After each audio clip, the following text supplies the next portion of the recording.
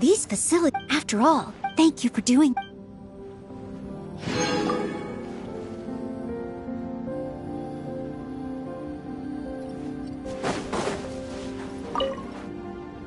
High quality ores. Amazing! Please!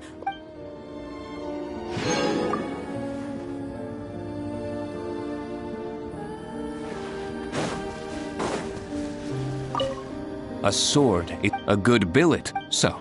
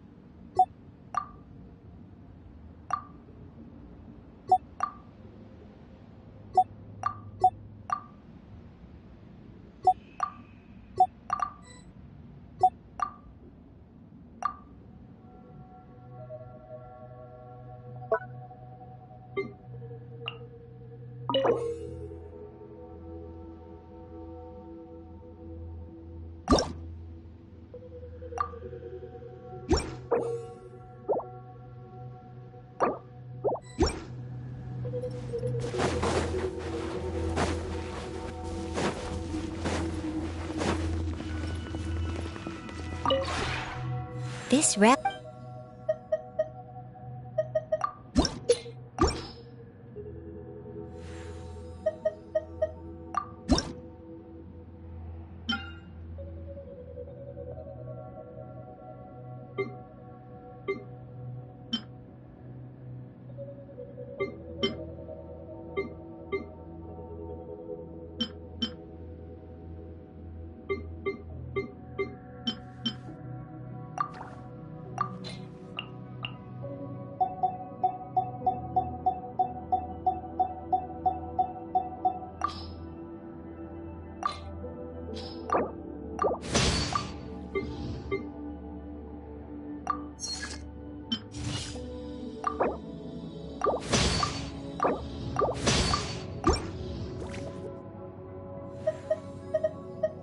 If you ever have it.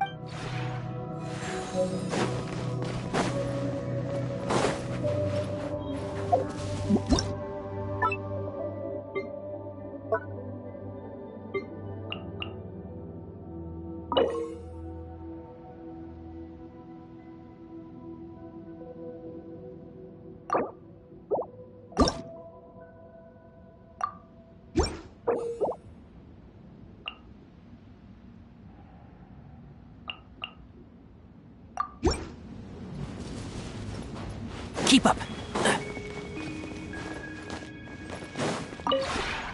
This realm is.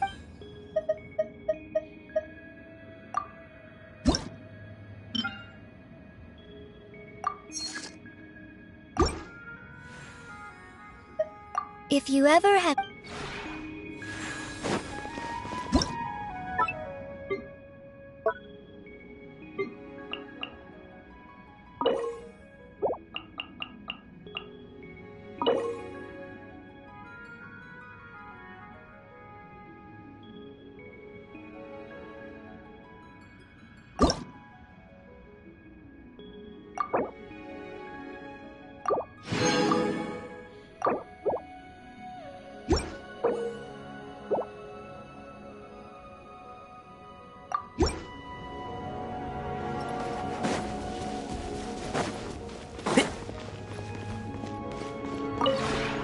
This realm is.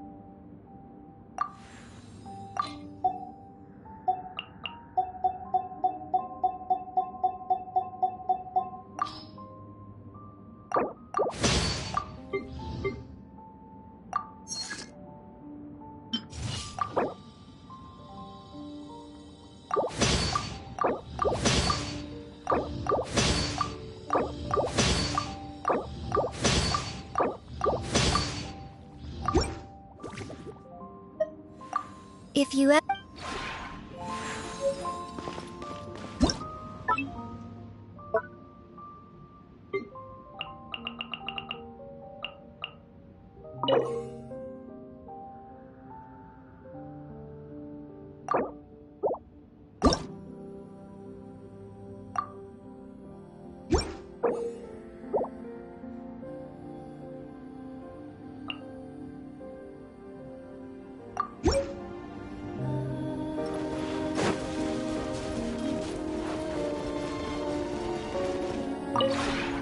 This realm...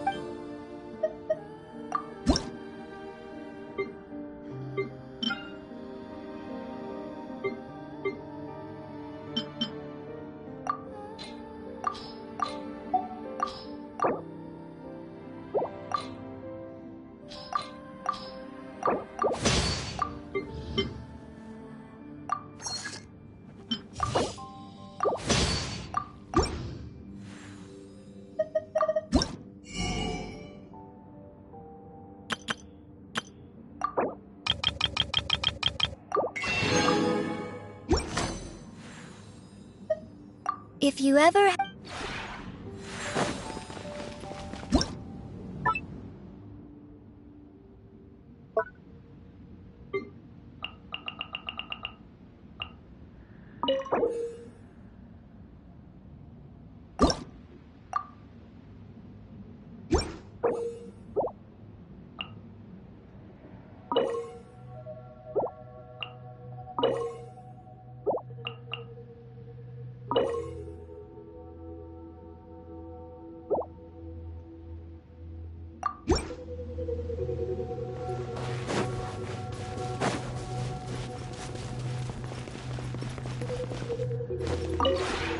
This realm is...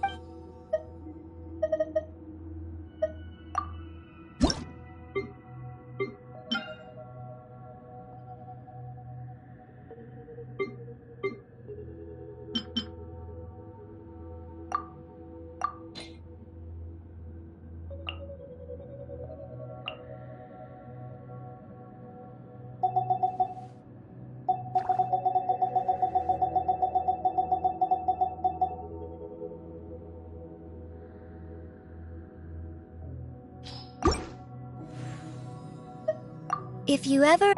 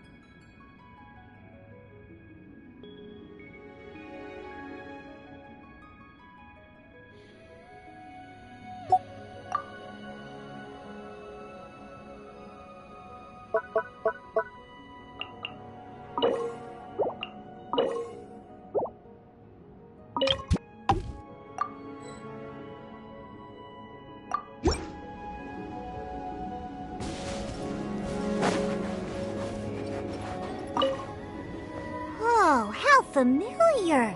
This place is very similar to my hometown. But you don't have any bars and drunkards here, right? Perfect! I'll find a room to settle down in.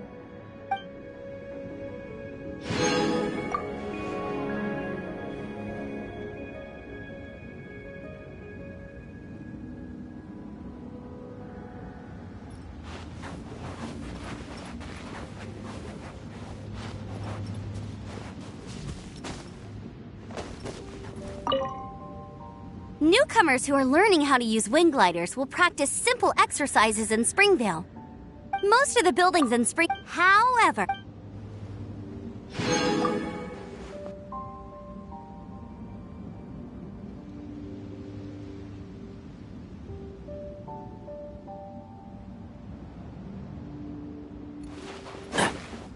Keep up.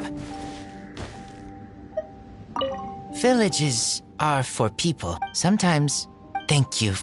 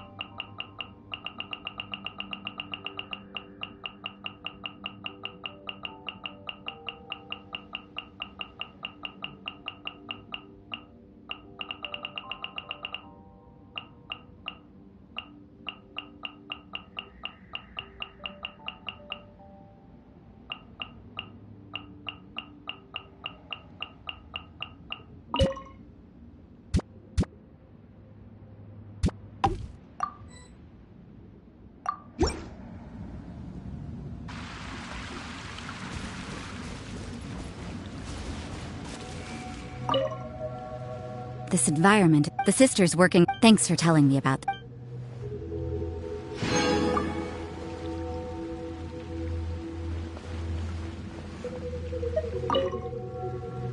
Staying here feels... Imagine, when that time comes...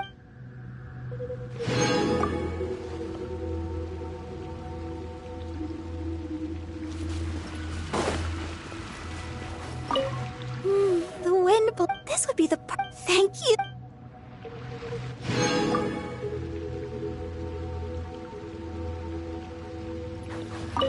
Whenever I go for the night's the atmosphere.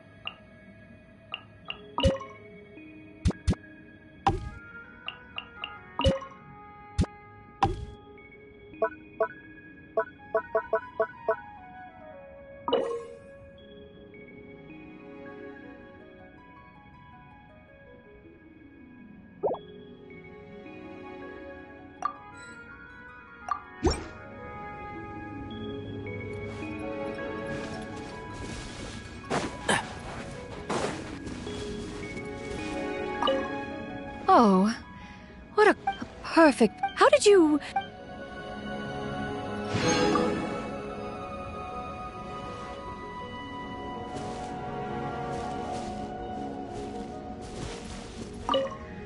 Wow, this place is so neat and tidy. It's basically perfect. There's nothing for me to do here at all. In which case, I'll get you a glade.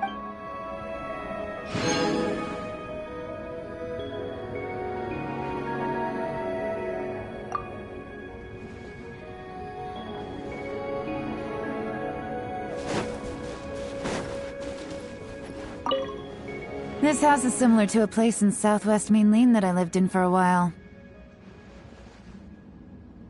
Mainline. Now that was a... I should go back and give that place a spring clean.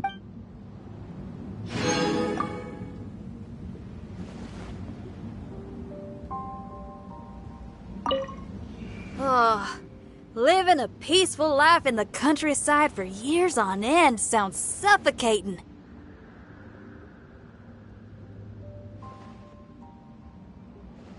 I'll use my rock and roll to bring him a new experience and stir up some... No time to waste!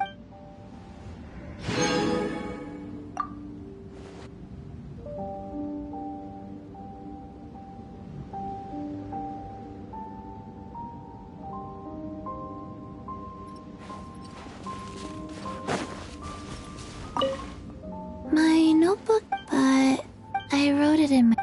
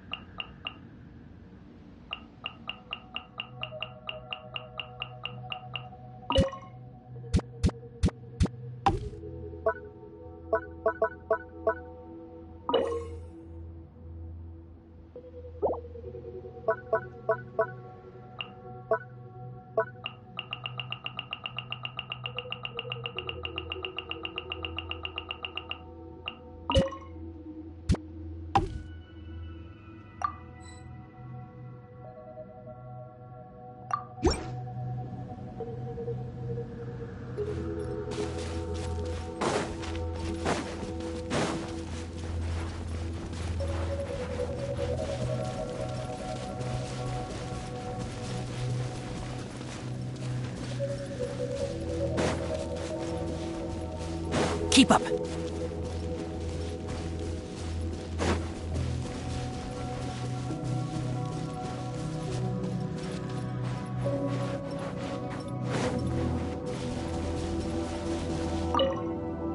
This camp is interesting. It's tribal. Maybe if I stick...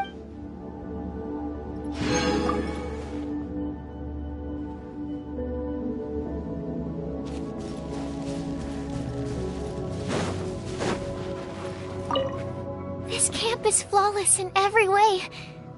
With a little renovation. Are you interested?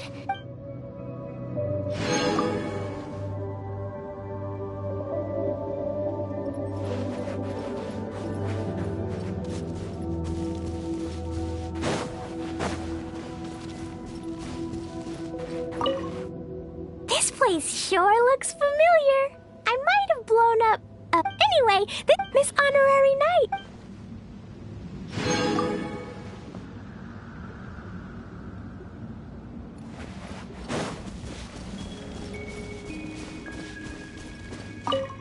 It's a bit rough. So, this place ain't.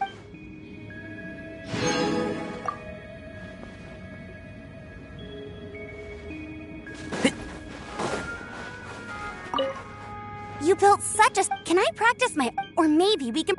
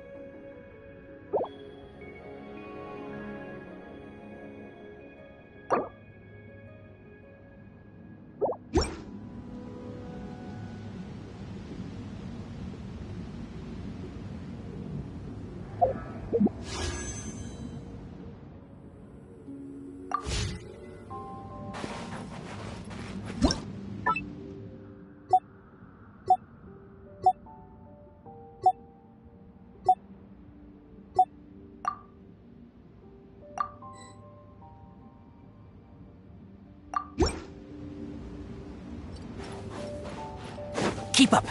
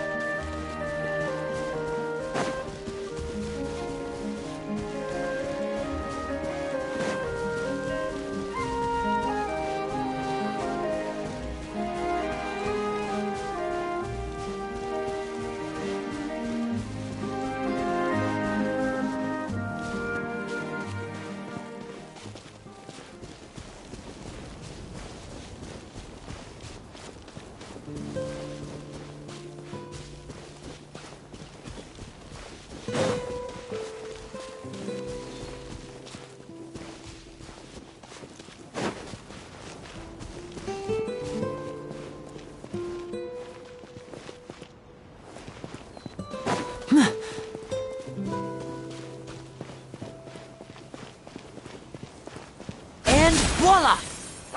Hey! Surprise!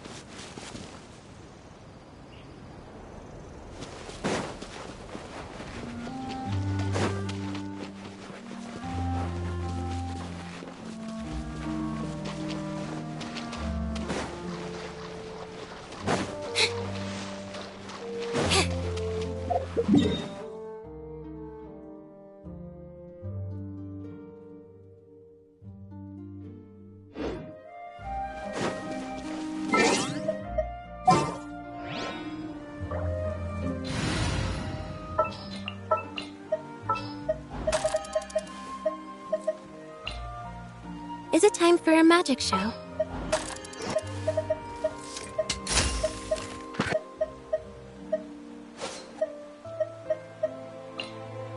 Time for some training?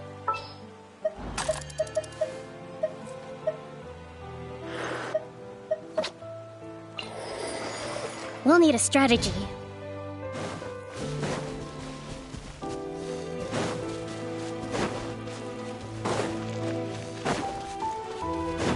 Ignorant and Hold vulgar. the line! Step on up! Let's scare you.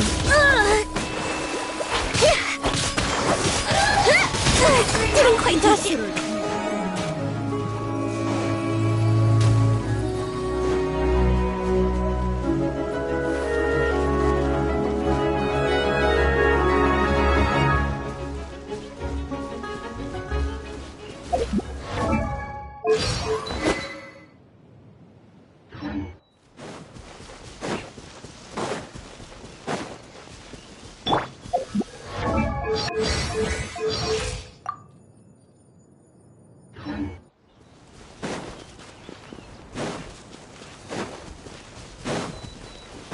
Another rude lout.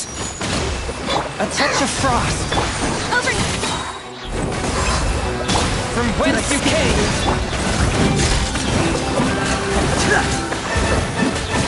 Frost is coming! Commencing cleanup! Pair! Getting here! Frost is coming! Pair! Getting here!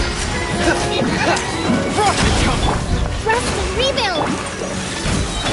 Cue the spotlight! Spirit blade! Covenant of the Deep! Going under! Pair! Frost is coming!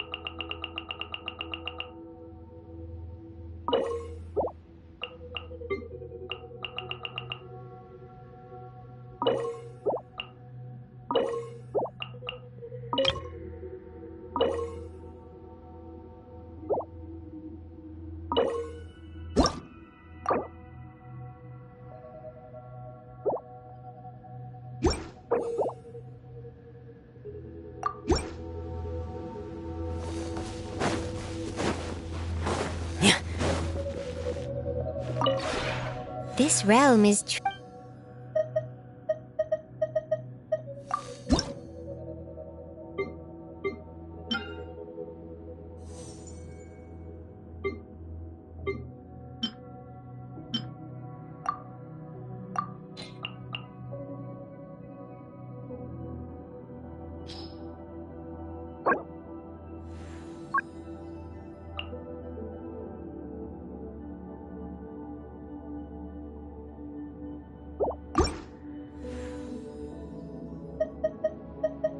If you ever...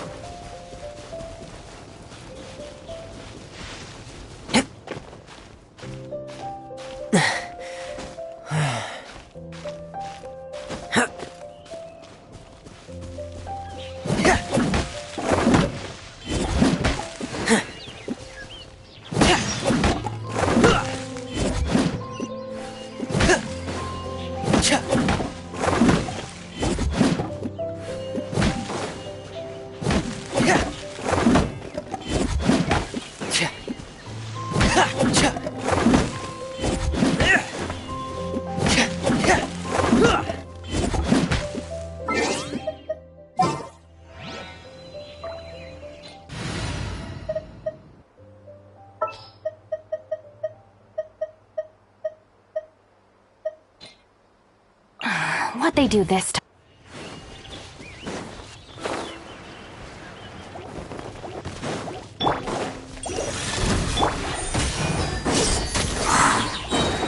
Over here! Let the madness be dissipate!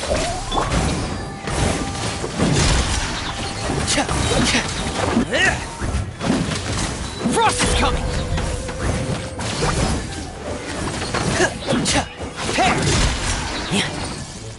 Getting gear!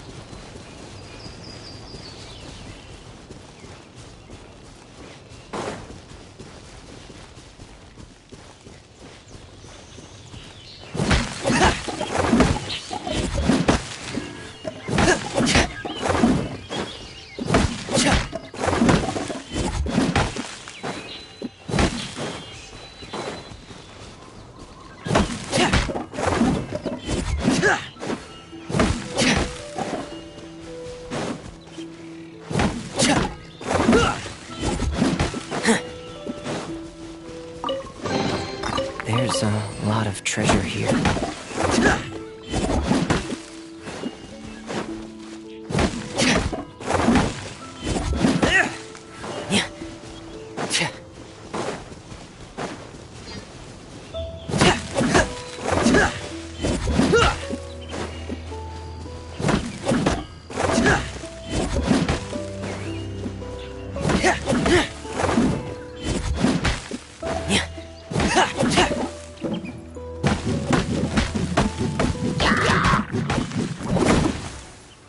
Frost is coming!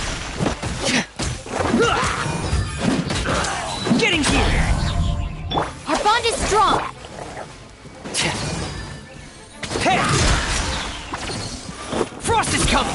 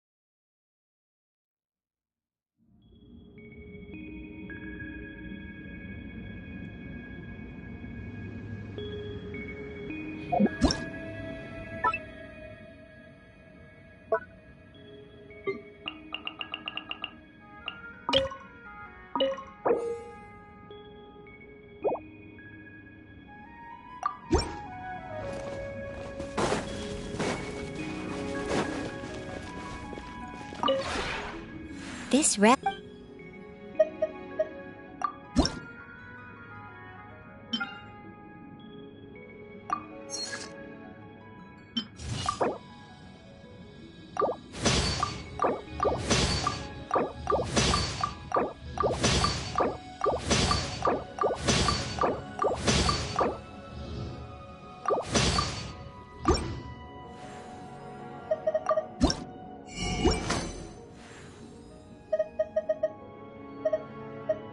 If you ever have...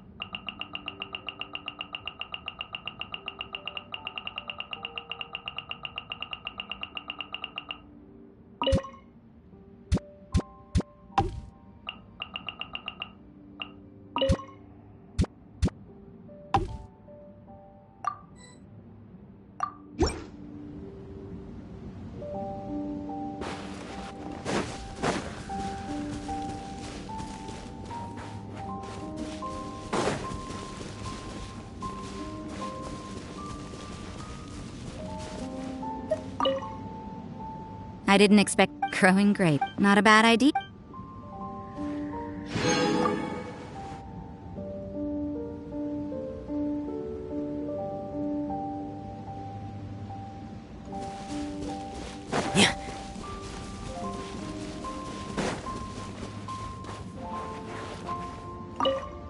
Many factors must be considered when managing an orchard.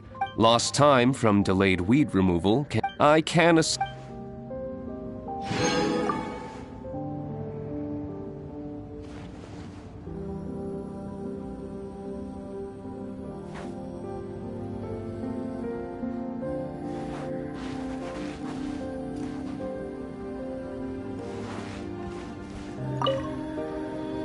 Promise me that once the grapes ripen, you won't... Why don't I let you in?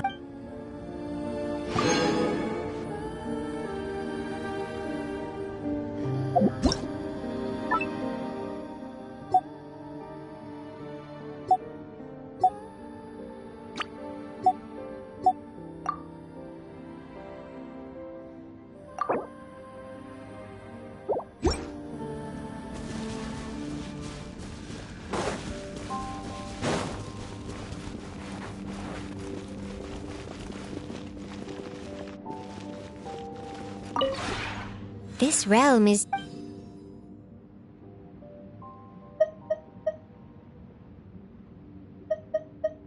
If you ever...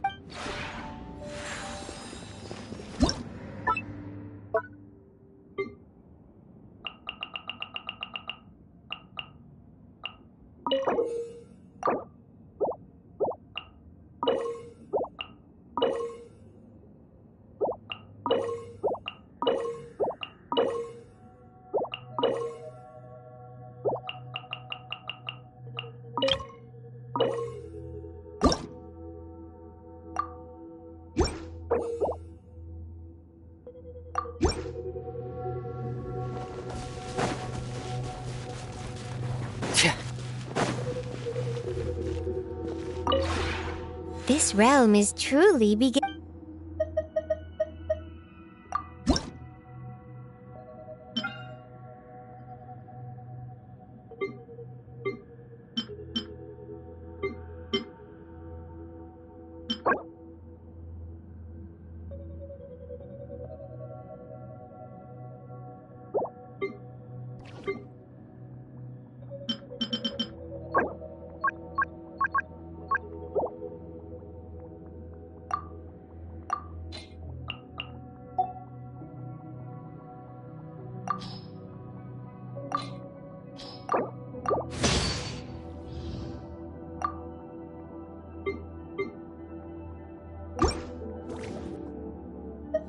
If you ever...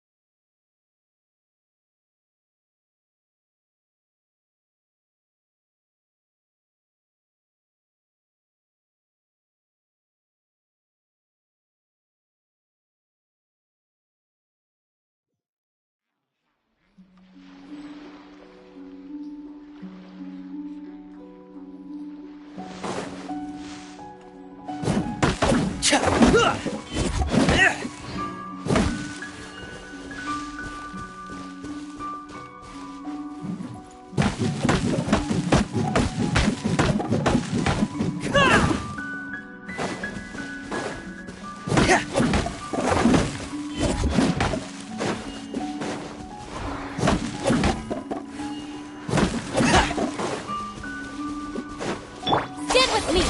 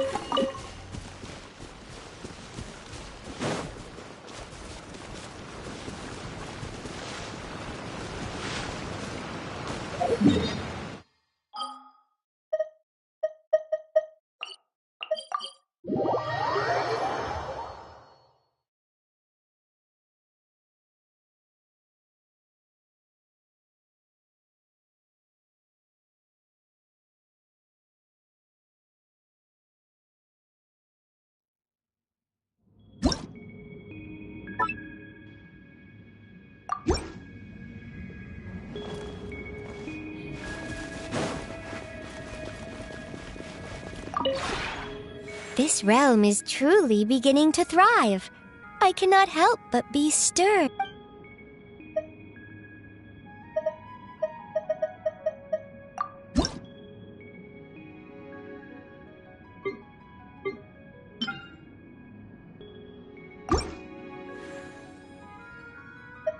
If you ever...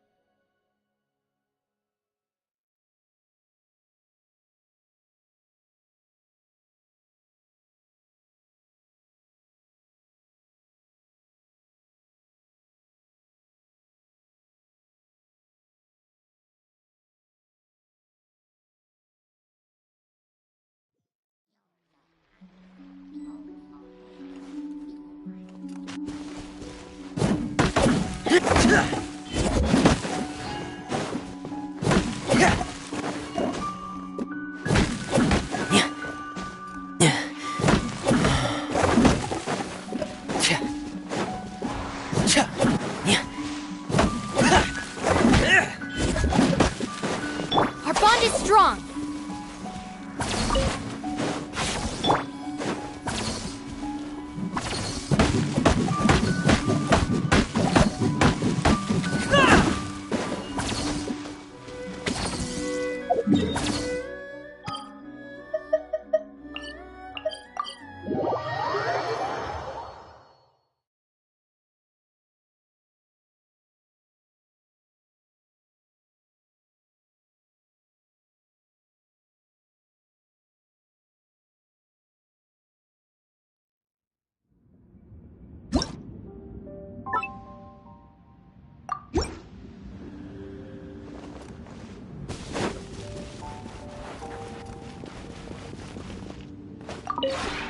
This realm...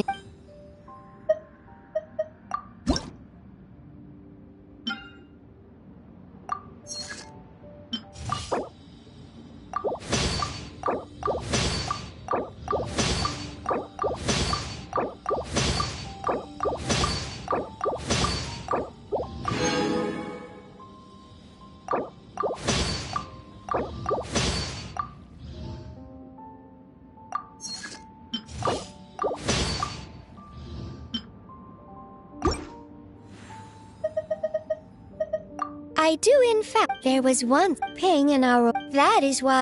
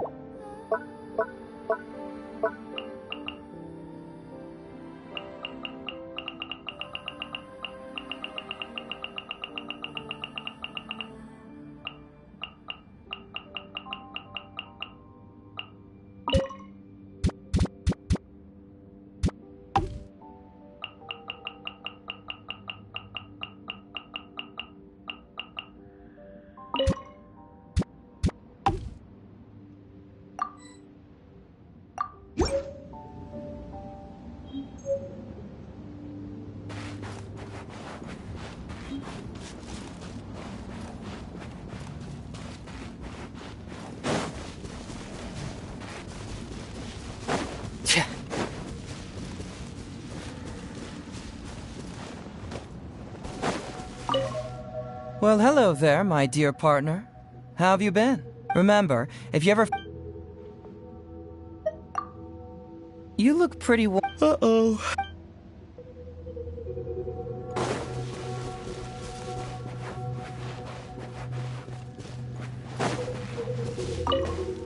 I haven't seen such a... I got into the habit. I'm gonna go ahead and...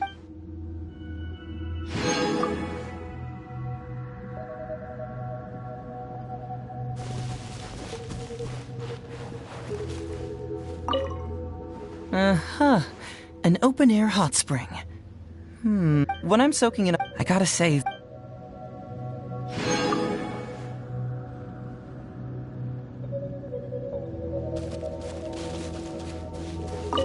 Oh? I did soaking in the steaming. Now, if I...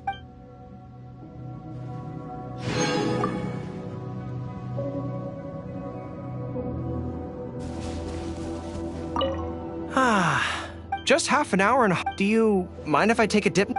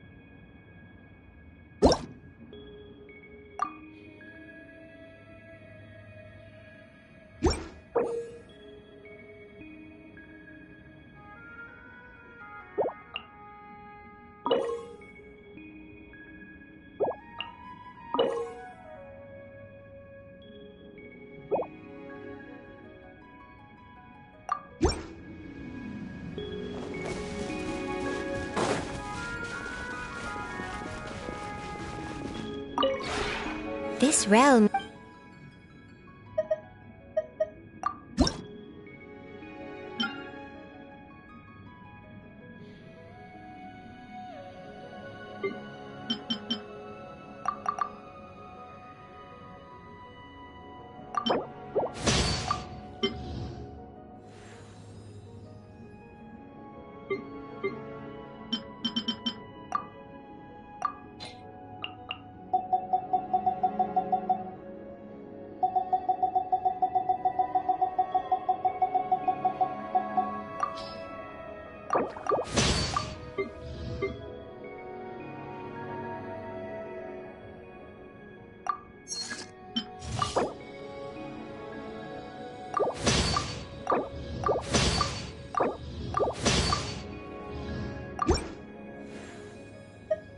If you ever...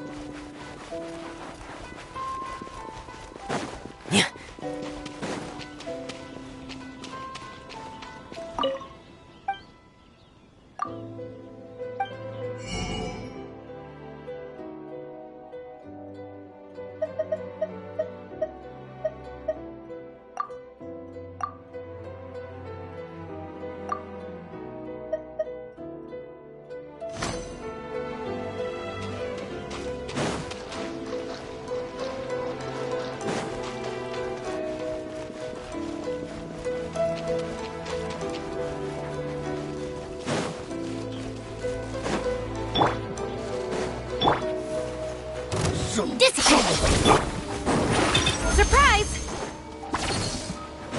Cue the spotlight! Swift and merciful. Getting gear! Dead reckoning! Frost is coming!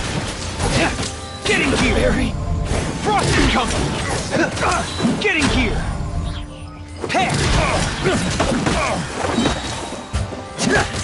Frost is coming! Forth, my blade, from whence you came. Our bond is strong! Such a pain.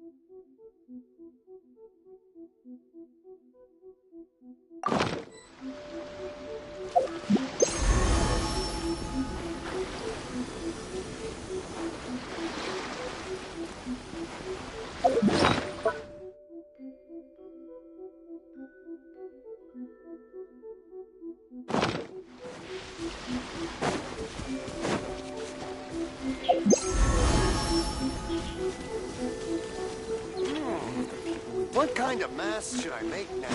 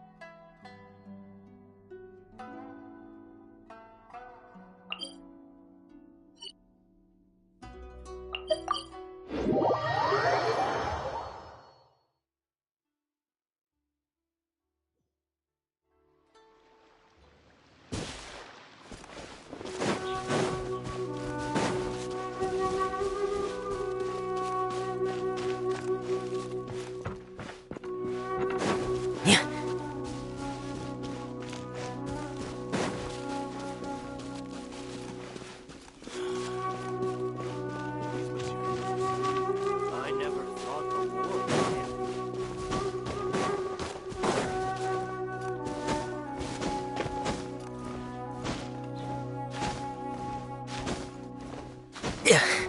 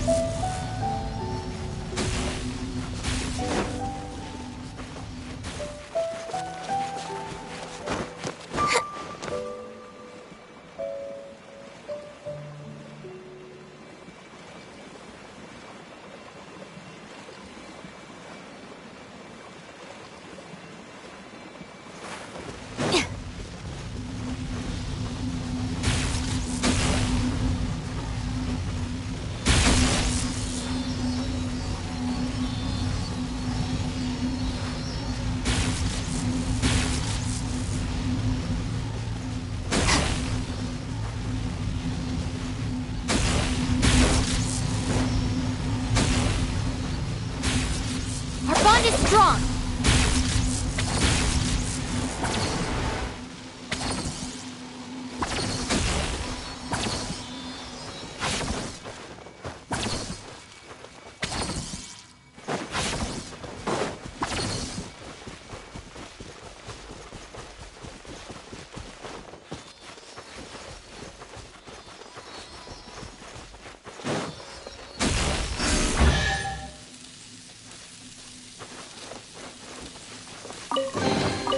Every little bit counts.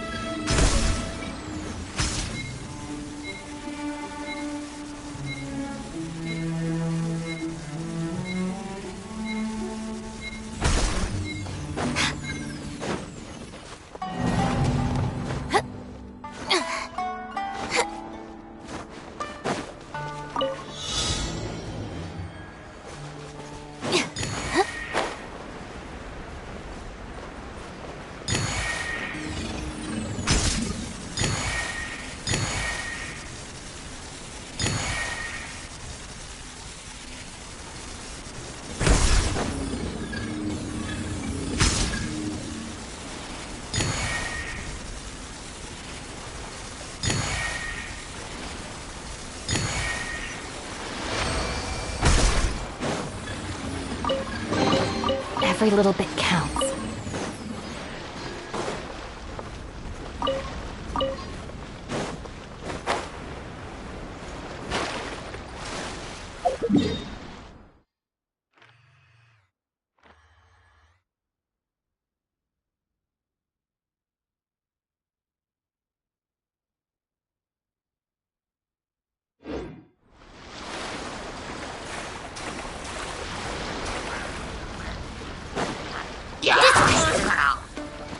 Step on up!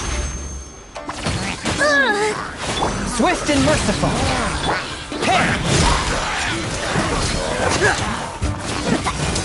Day's reckoning. Getting gear. Pair.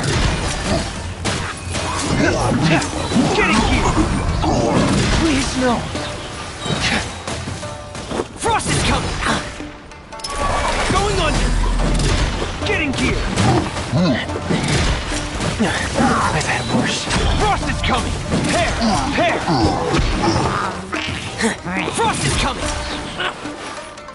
Pair! Stand with me! Over here!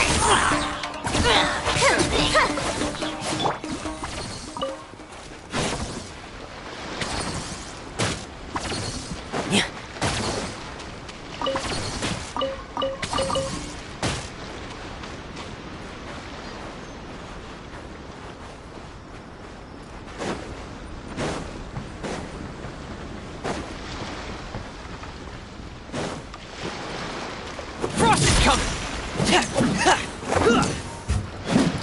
Pair!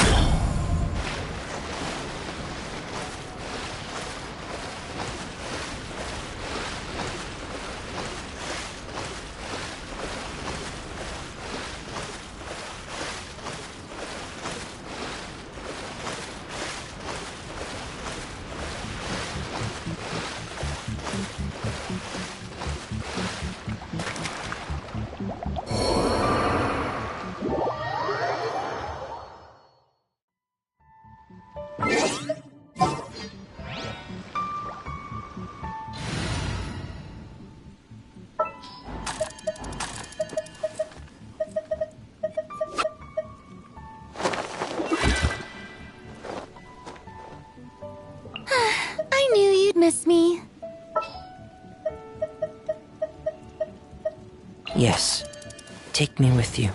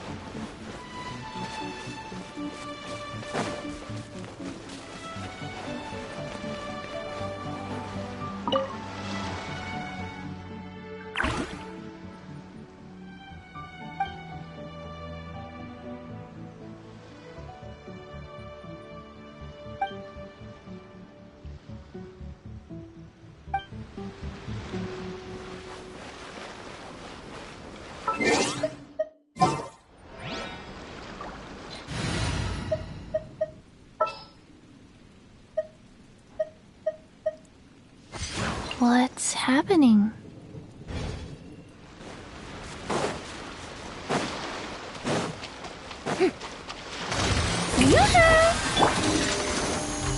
Go. Step on up! Over here! Getting geared!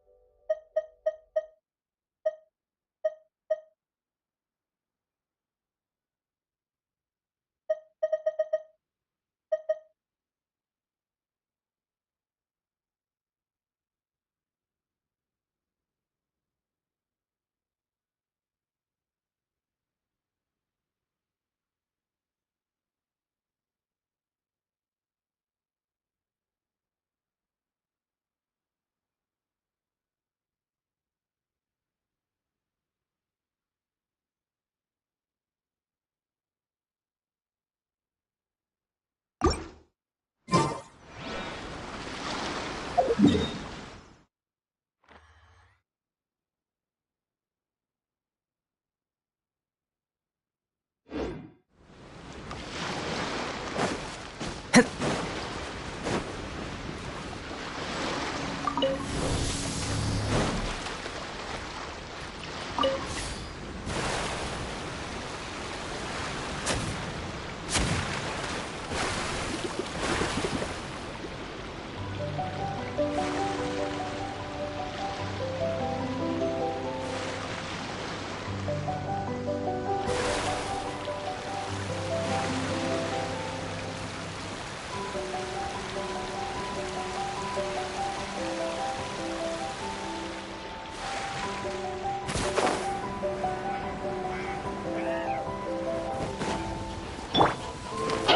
of life. Be a breeze! Shower me with... Frost is coming!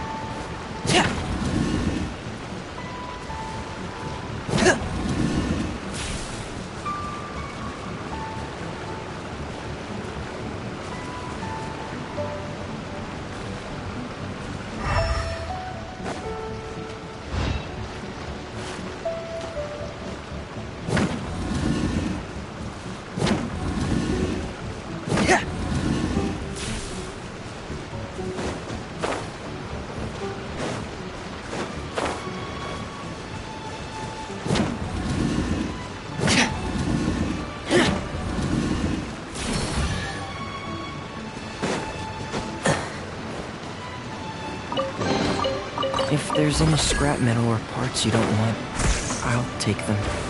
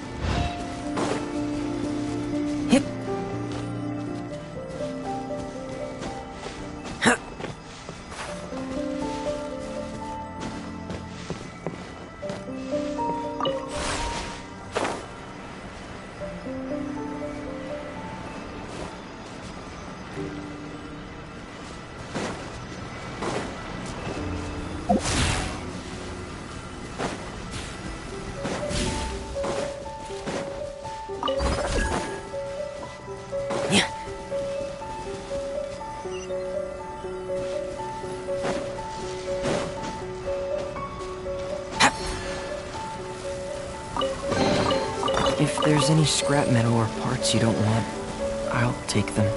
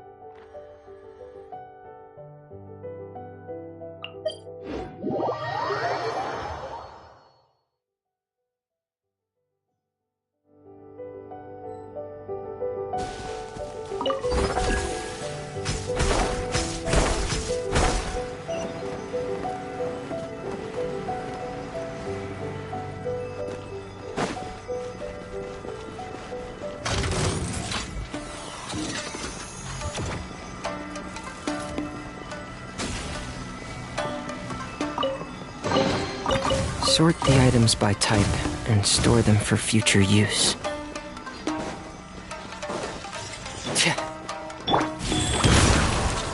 Yoo-hoo! Step on up! Cue the spotlight!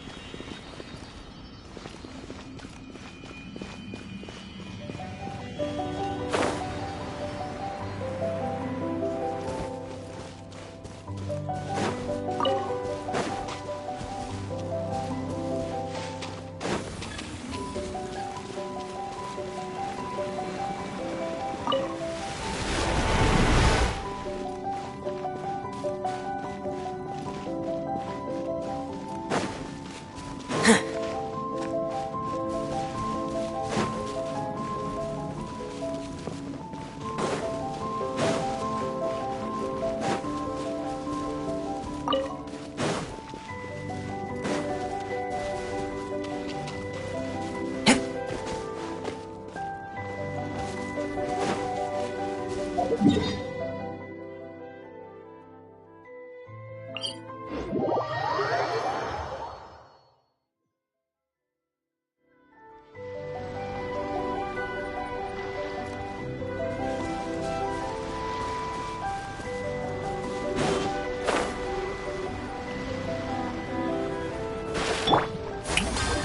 me with praise!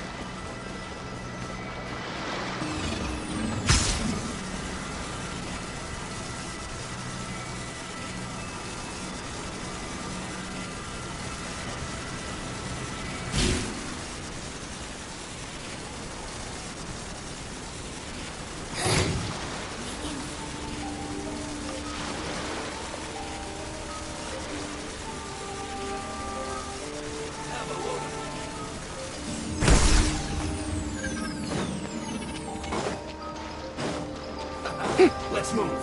Strike a pose! We shouldn't get careless. Over here! Surprise! Be amazed! Sacred name, fortune preserve. Let my name echo in song! Getting gear! Winter. An unfortunate fault. Getting gear!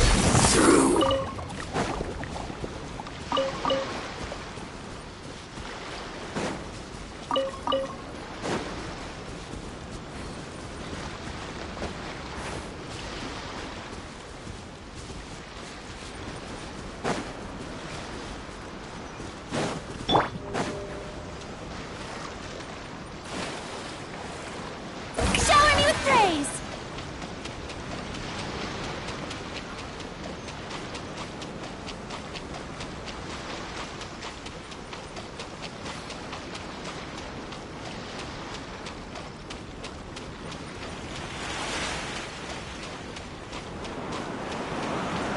Strike a pose!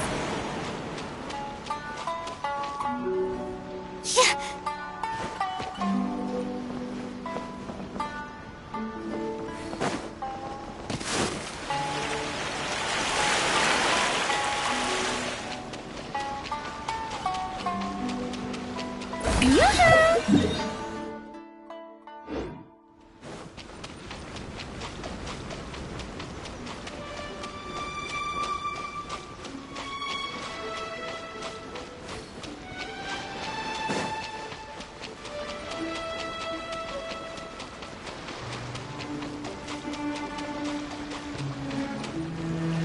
Shower me with praise! The insolent life goes on. Step on up! Surprise! Punish! You the spotlight! Dead reckoning! Pair! Getting gear! Frost is coming! Getting Winter shall eventually come.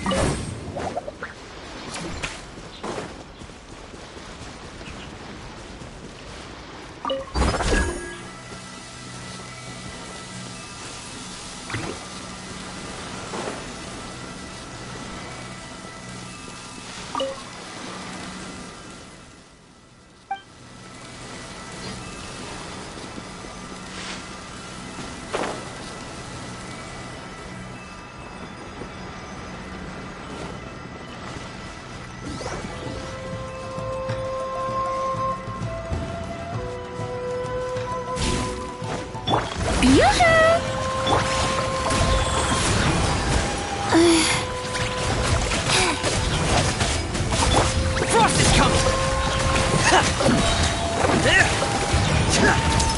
Commencing cleanup! Prepare! Frost is coming! Prepare!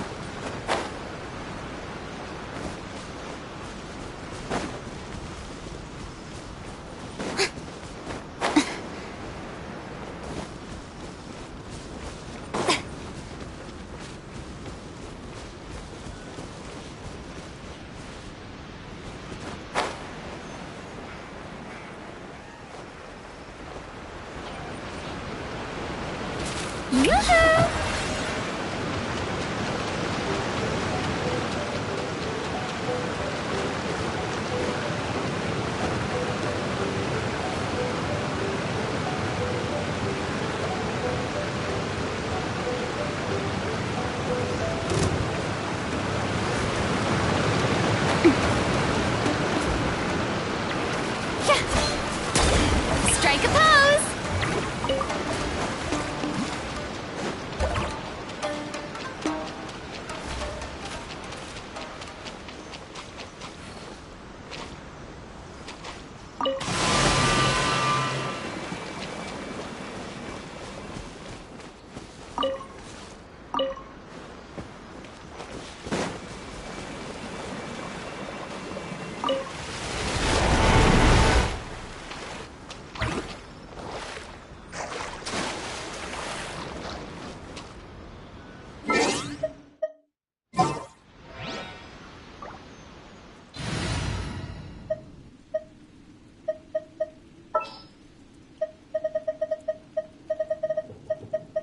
Oh, it's an honor to be here.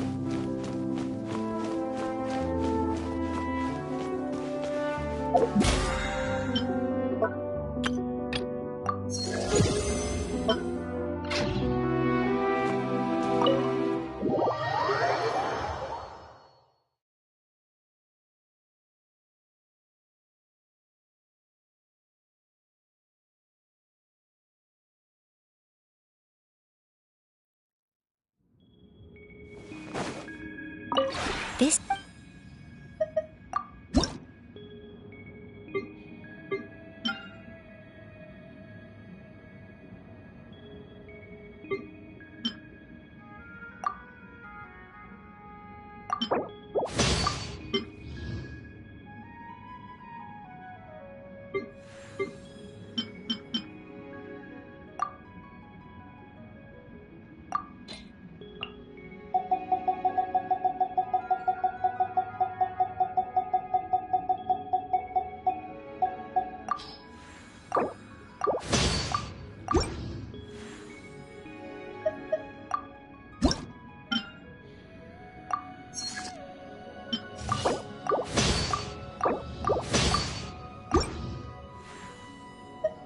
If you ever...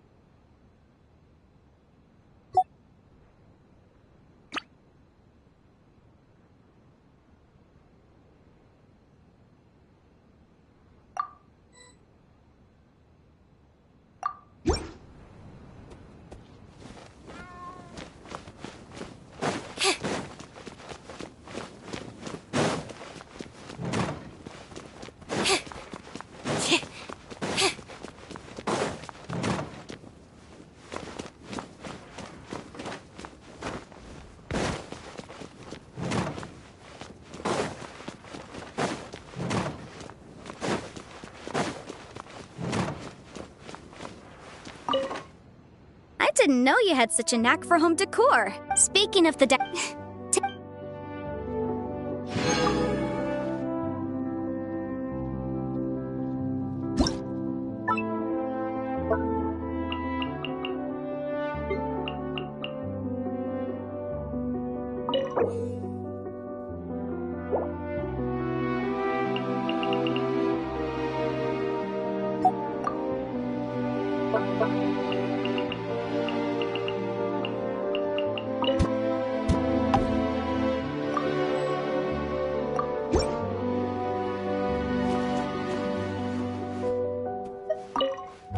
After returning from a lot, weapons can go. But where should I put?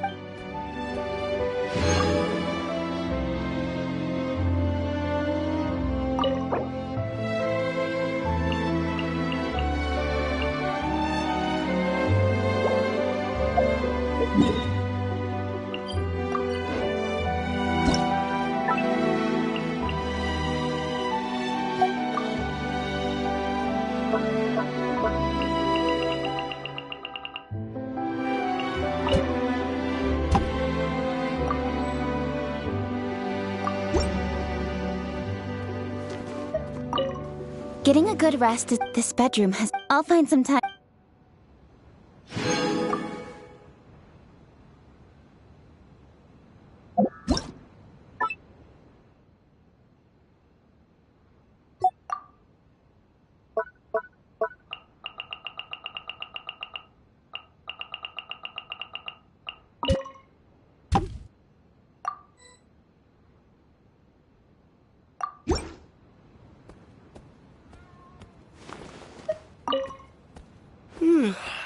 I've been burning. That's on top of.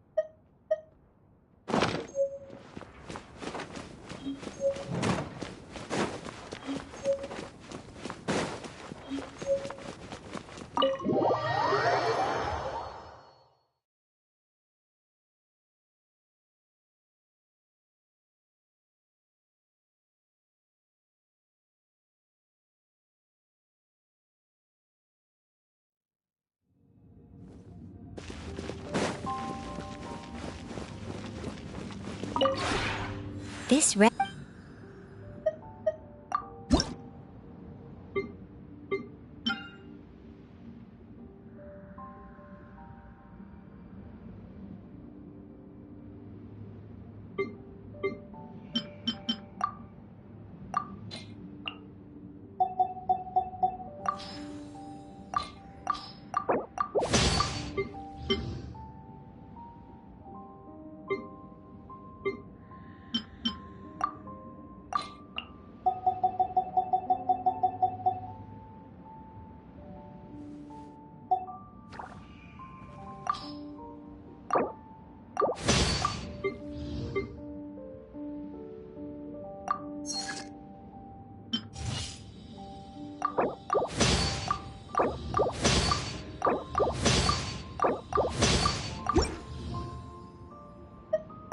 If you ever...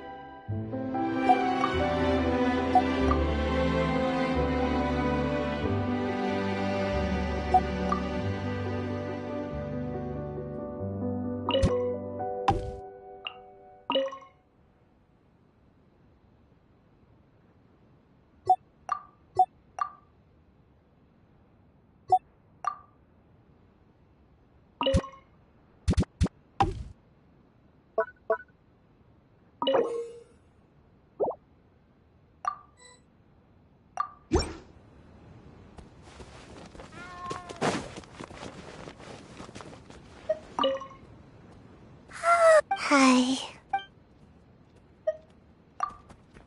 Good night. I hope you sleep.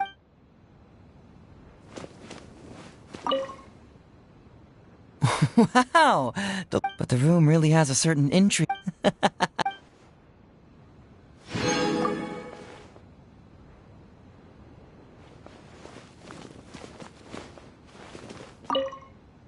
The distance between the bed and the kotatsu is exactly right. And my bedroom is likewise, with the exception...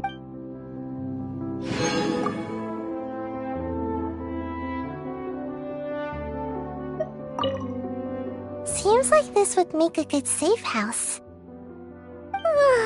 You know, I really like it.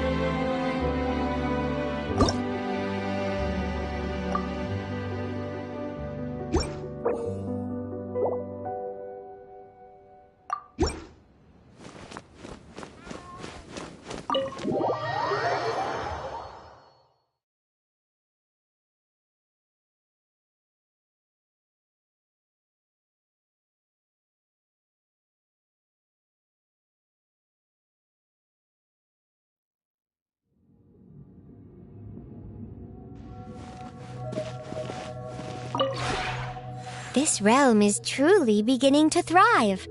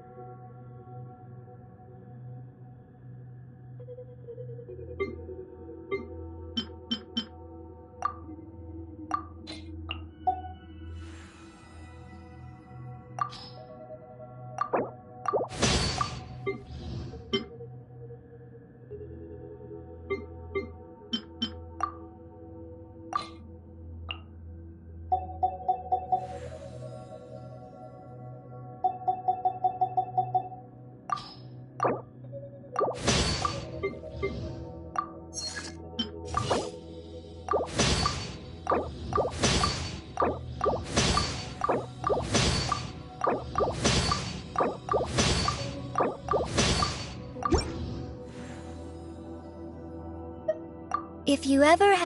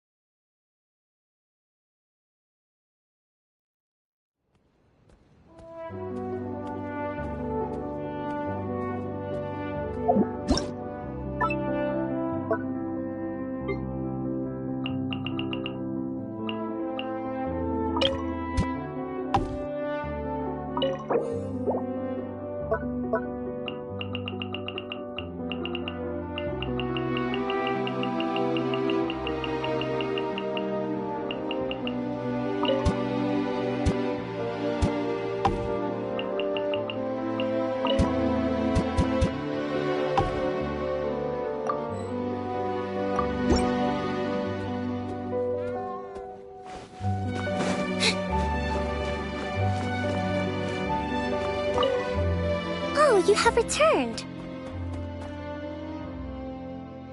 I've just wrapped up the administrative affairs for today. Perhaps we can afford a moment to relax together?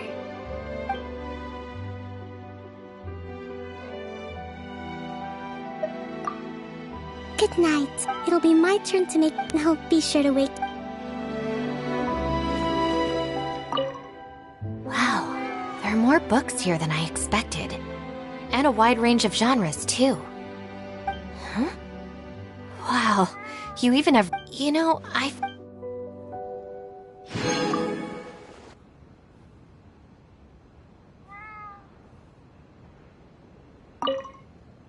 Wow! You kept this a secret, didn't you? There are all kinds of texts here. Oh, even my favorite periodicals. Does this...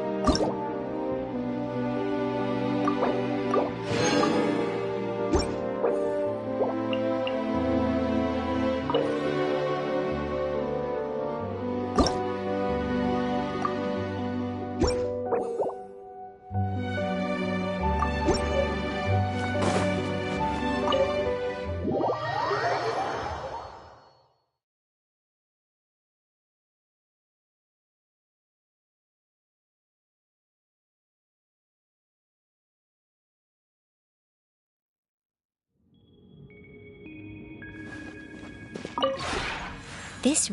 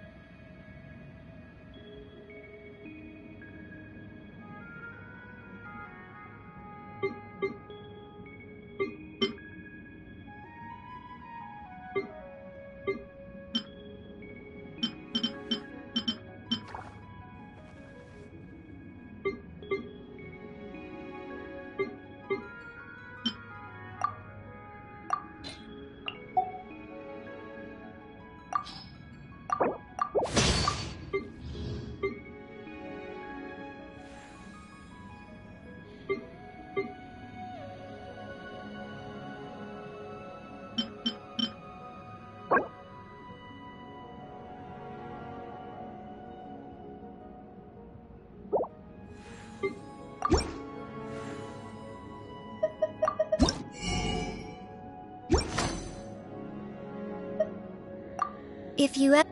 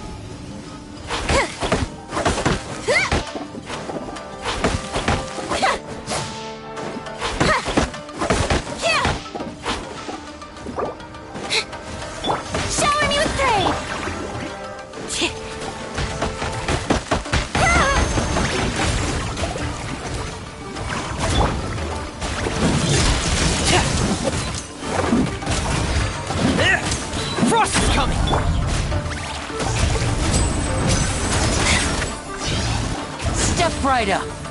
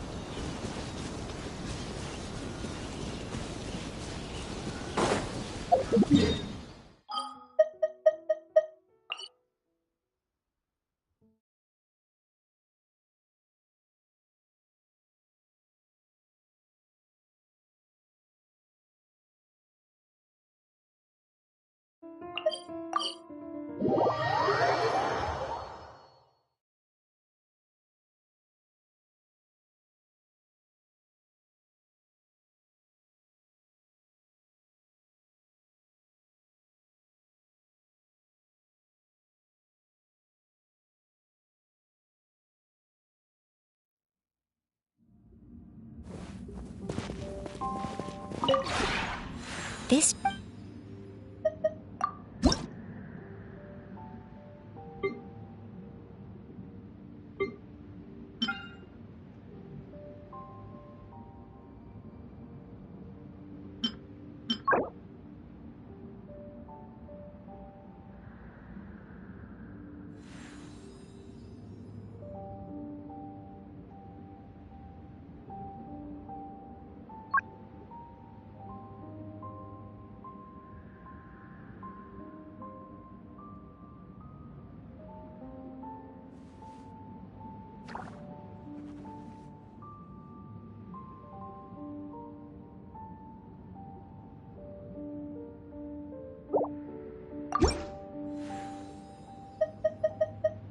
If you ever have...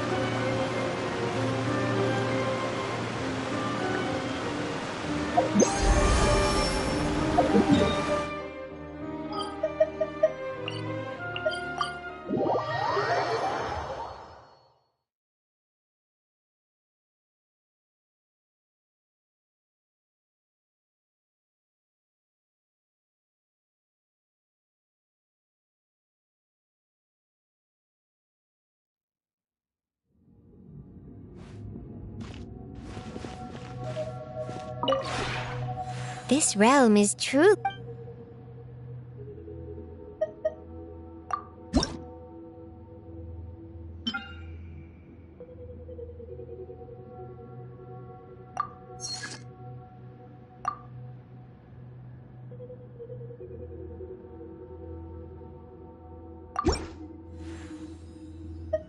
If you ever have any...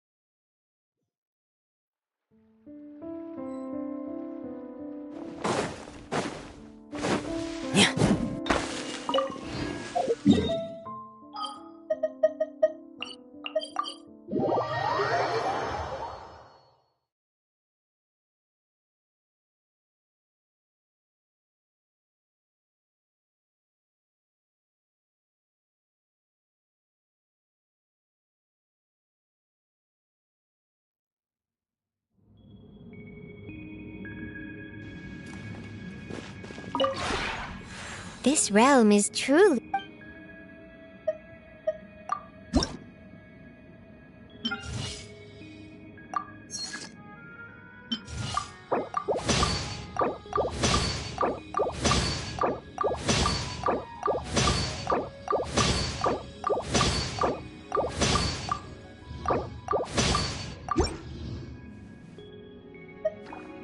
If you ever have...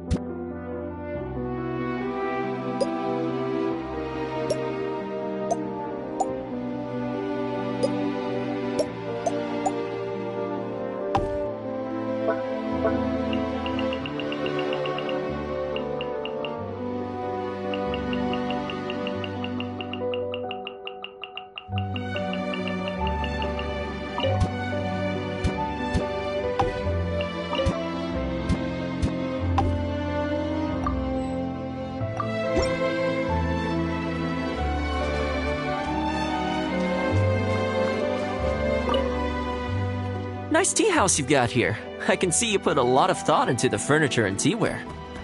Personally, I think a few pets would complete the atmosphere. What do you say? Oh, and...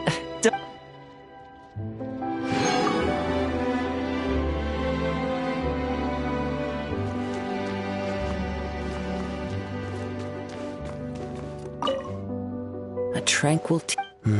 When you can spare the...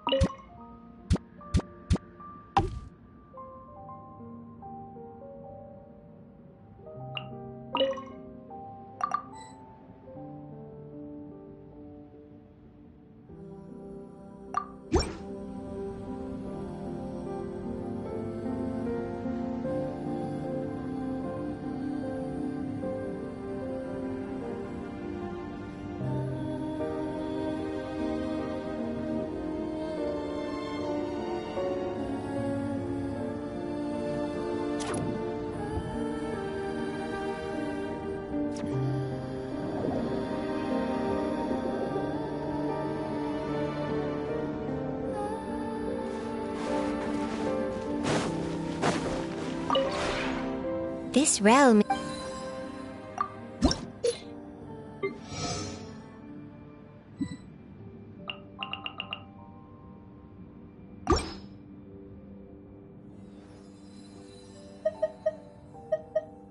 If you ever have...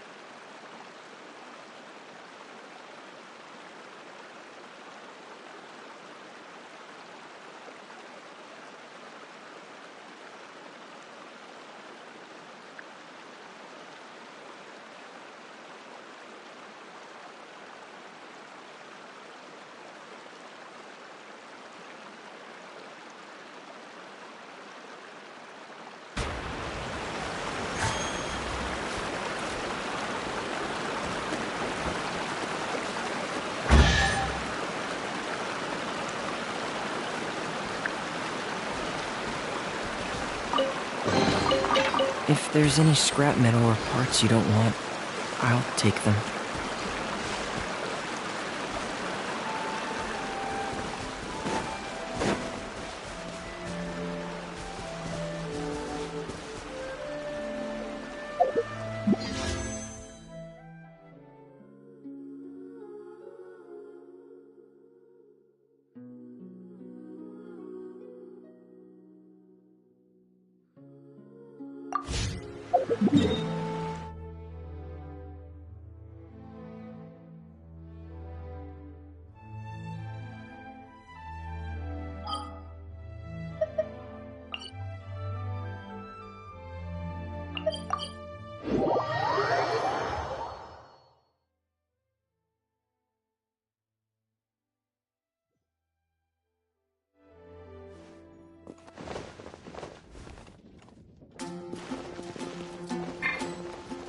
Sinking feeling.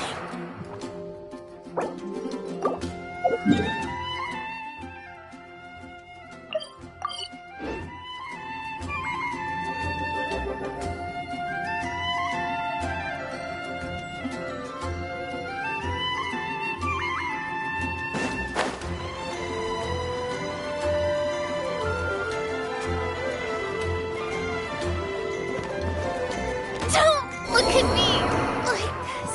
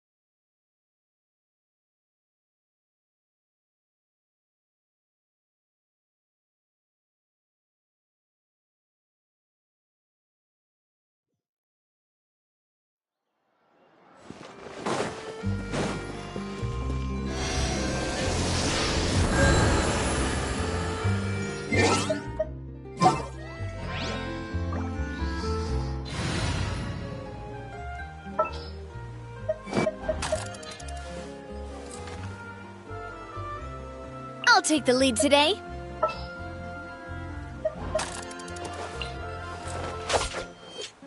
Let me guess. Need something tailor-made? A walk would be nice.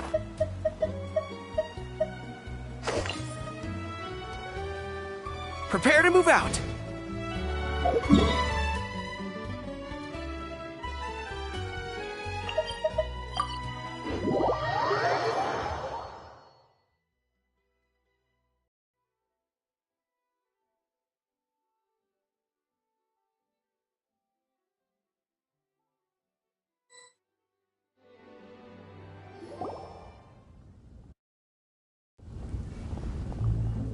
Hey, traveler. Paimon. Oh, Paimon knows that voice! Over here.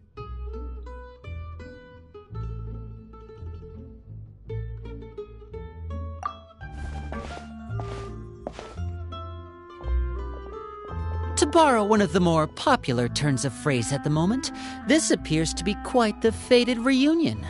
Running into you two out of the blue like this has really made my day. I certainly wasn't expecting it. You can say that again. What brings you to Poisson? Wait, Paimon's got it! You must be here for one of your magic shows, right? Actually, we've run into a bit of trouble on the home front, so Father arranged for us to stay in Poisson for the time being. Oh, are Lynette and Fremine here too? Yep, along with most of the other members of the House of the Hearth. You may have noticed Poisson seems a bit more crowded than usual. So you're saying nearly the entire organization has moved to Poisson? Sounds like you've run into way more than just a bit of trouble. What's really going on? Well... Since the two of you are so curious, perhaps I can fill in the gaps. You scared Paimon half to death! Father, you're here. You know... On second thought, maybe we don't need to know? It's all probably super confidential House of the Hearth stuff, right? We totally weren't trying to pry or anything. No need to be nervous. I could sense your genuine concern from your conversation just now. Of course, I can also understand your confusion. Sending so many Fatui here to Poisson, it's only natural that some might suspect an ulterior motive to be involved. I understand. I'm well aware you've had your fair share of confrontations with the Fatui in the past, and I can't exactly guarantee that we'll remain on good terms in the future. As for right now, however, I would say we have little reason to be at odds, wouldn't you agree? The House of the Hearth could stand to be more open with those who have worked so closely with us in the past. As for the issue at hand, well, it hardly relates to any ulterior motive. To be frank, it all stems from a certain rumor circulating around the House of the Hearth. It's an internal matter. What sort of rumor? A rumor that a certain phantom child is hiding away in the House of the Hearth. A phantom child? Ooh, just hearing the name is giving Paimon the creeps. A spirit that should have long ceased to exist is lurking in the shadows of the House of the Hearth. So I decided to bring the children to Poisson before continuing to investigate the situation. I expect I should be able to track down the spirit fairly quickly. After that, it's just a matter of resolving the situation. If you're curious, or if you still have some concerns, it might be advisable to stick around for a few days. Lenny, I'll leave you to entertain our guests. Of course, Father.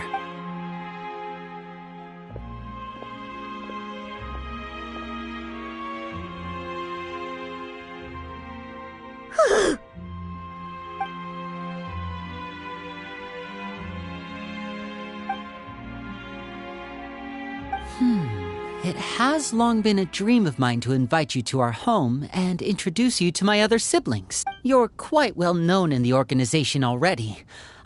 If you're willing, why don't you stay a while and have... Of course. During our stay... Let's go.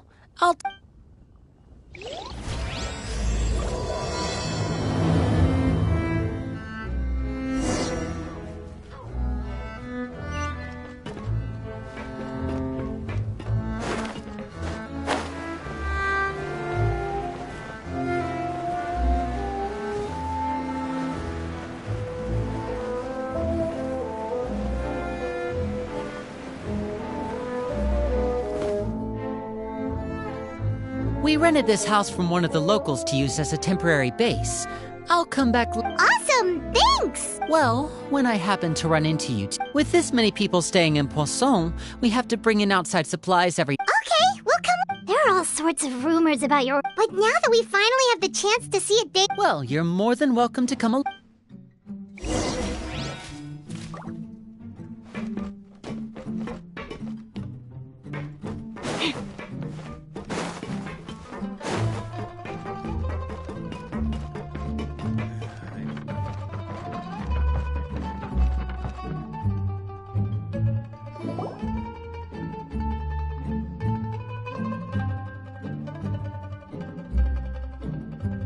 Linny!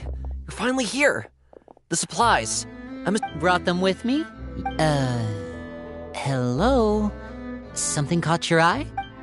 It's the Traveler and Paimon! No way! Come here, everyone! Hurry! The Traveler and Paimon are here! One at a time, please. Don't crowd around them all at once. We don't want to scare off our guests now, do we? Oh, it's all right!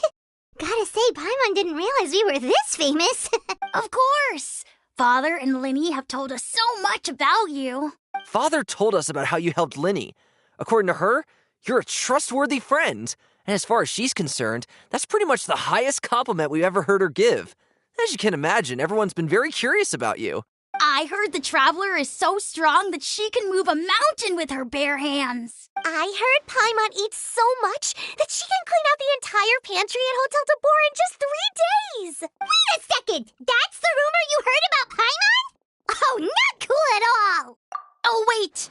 When guests visit, you're supposed to give them gifts and stuff, right? Oh, we don't need something like that. Besides, we don't have anything to give to you. Come on, we insist. I can give you some of my new potions. Just pick your poison. And by that, I mean medicine or actual poison. Huh? Or maybe Shaplo can teach you guys about stealth. He's super good at it. He's never been caught. Ah, now that's not a bad idea. I know you usually prefer to fight head-on, but it never hurts to expand your bag of tricks, right? When it comes to eliminating your enemies, staying quiet can go a long way.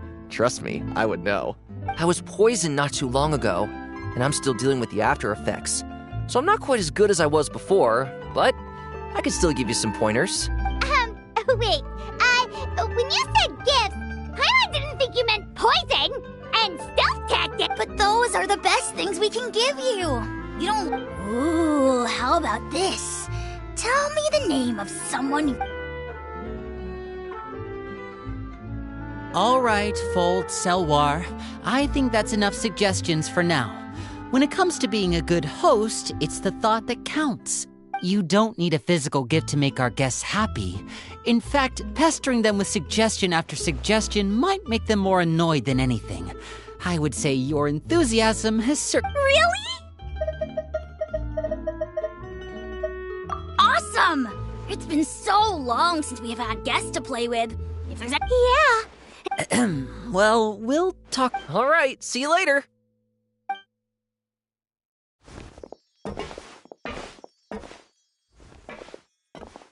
Bye!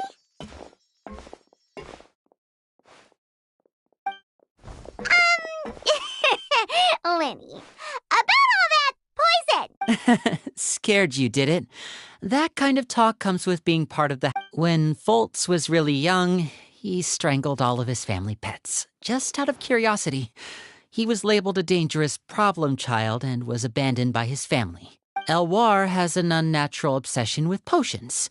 Father has forbidden her from trying all the different concoctions she comes up with, but she still tries to test them in secret. You really have to keep an eye on that one. Chaplot is around my age. While I'm mainly responsible for collecting intelligence, he handles surveillance. He's very passionate about his work and has no reservations about taking on some very difficult missions. I know you two probably aren't used to that kind of talk, but I can promise you they only had the best of intentions. Things like stealth tactics and developing different poisons, they really mean a lot to them. They were just trying to share the best of what they could offer, that's all.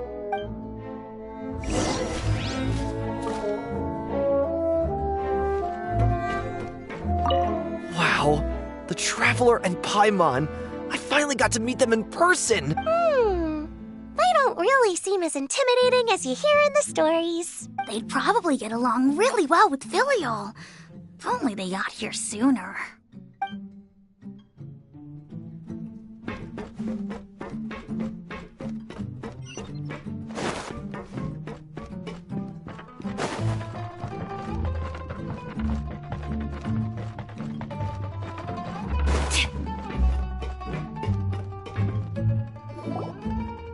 Filial, supplies are here. Thanks.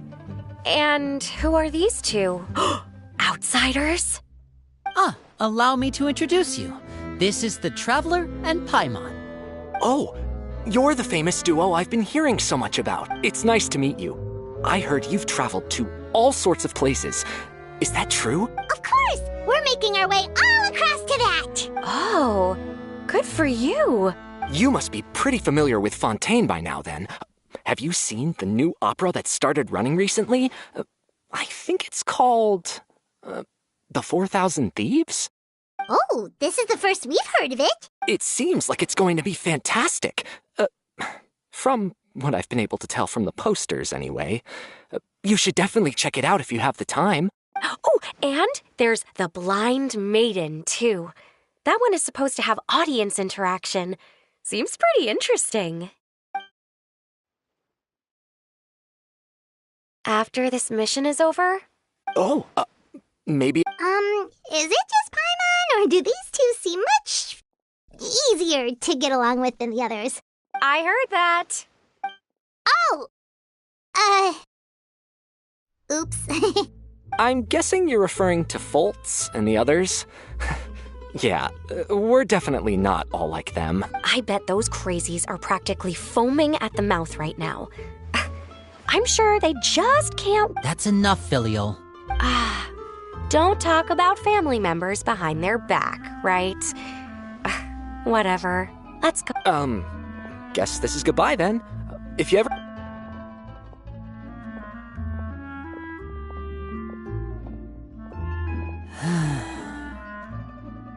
Well, that's it for the supplies.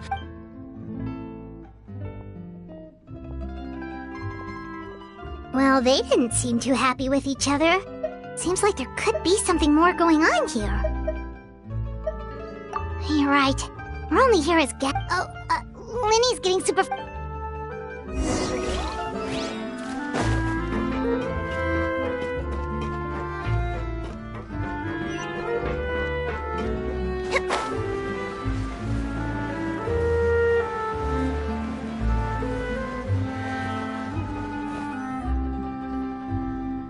So, what do you think of the members you've met? Well, Father is always encouraging us to be strong-willed and independent. Well, I should probably get cooking. What? Of course! Then let's head out and... Huh? Fremine? What are you doing here? Well, Fremine! Nice to see you again! You too. We were just going to make some food. Why don't you come along? I could use some help in the kitchen. Seafood soup? Were you looking for something just now, Fremine? It's nothing. Yeah, we've got some left over. Some food and water. No problem. Give me a second here. Food, water... Wait a minute. What do you need all of those for? You're not on any missions as far as I'm aware, and you were just going to come eat with us. So what's this all about? I thought I'd grab an extra portion because I get hungry at night. Fremine, you remember what I told you? You're not like me. Your lying skills still need some work. Tell me what's going on.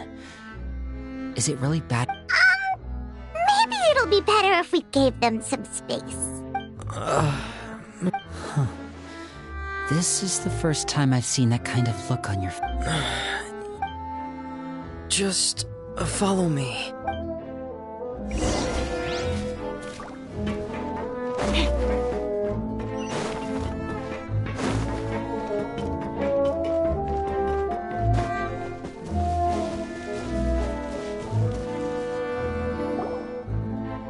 You're back!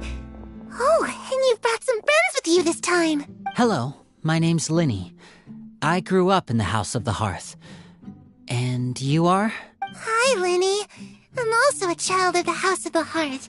Just like you. You can call me Clairvy. Clairvy? It's nice to meet you. Does that name ring any bells, Linny? No, not at all. That's not a name we have on our roster, I'm sure of it. She must be the phantom child Father's been searching for. From the looks of it, I'm guessing you were the one that found her, Fremine. You, Haven't... No, I haven't told anyone. I've just been keeping her hidden. For how long?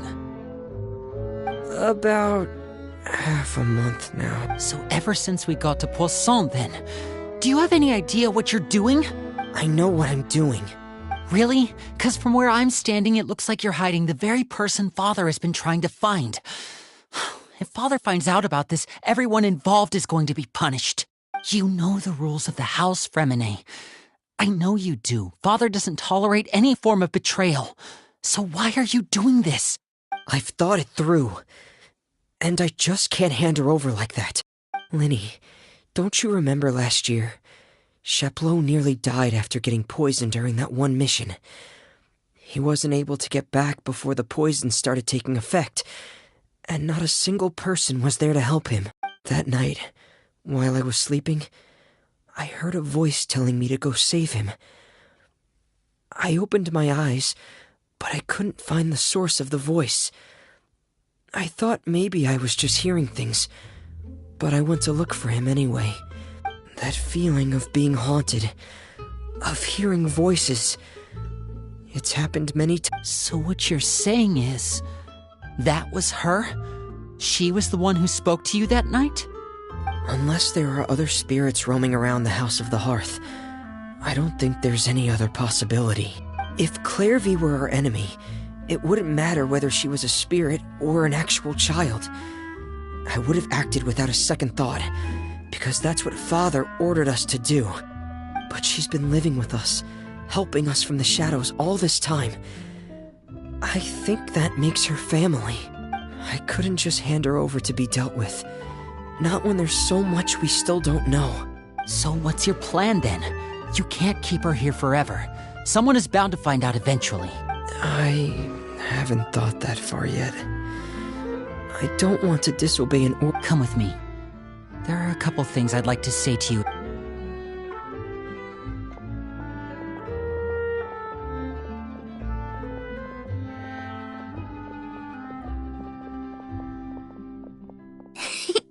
Those two sure care a lot about each other. Well, they got a funny way of showing it. From where Paimon was floating, it sure seemed like they were about to bite each other's heads off. No way! They have a really deep bond. I could tell right away, because I also have a friend like that. I just don't know how long that kind of bond can last. The darkness in the house runs deeper than you can imagine. No one can get out alive. I'm sorry, Linny. I really didn't mean to drag anyone else. Oh, really? You didn't mean to? 'Cause I, for one, wish you did. Huh? What do you... You know, when we were younger, you didn't call me Linny. You called me brother, just like Lynette. We grew up together, the three of us. We were all orphans, all rescued by Father.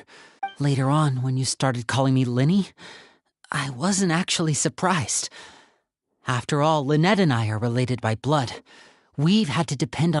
Linny, The darkest and most difficult moments of my life happened before you and I had ever met. I'm sure that's true for you as well. Even so, Fremine, you and Lynette are the most important people in my life. No one can replace you. So I won't let you face anything alone. Oh, looks like things are getting kinda heated between Linny and Fremine. Oh, it's raining. I should put my clothes away.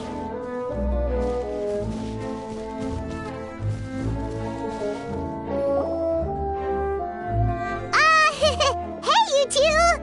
Hope we aren't... Oh, wait a minute, Fremine. Everything's... Well, we're all friends here, right? We've been... It's just a small family dispute. It's not something our guests should trouble themselves. What are you getting? When guests are around, families are often on their best behavior. And any disputes are less likely to escalate. That's what you're trying to say, isn't it? I... just... Thank you. Me too. Well, back to the matter at hand then. If we don't plan on handing Clairvy over to Father, then our only other option is to solve the mystery of her identity before Father is able to track her down. That means finding out where she came from and what she's doing here. I've tried that already. And? And... nothing. I tried taking her somewhere really far away, but... after some time, she just reappeared. She even came with us all the way to Poisson. It seems like wherever the house is, she follows. I don't know much about spirits. Let's see here. Paimon remembers hearing something like... Oh, it's just that Paimon doesn't really remember where she heard that, so... Well, sounds like it's worth a shot. Guess that means we should go ask her about her wish. But first... What is it? I need you to promise me that this will stay between the two of us. Of course. All right. Then let's seal the promise just like when we were kids. Fist bump on 3. Ready? 1, 2, 3. I swear.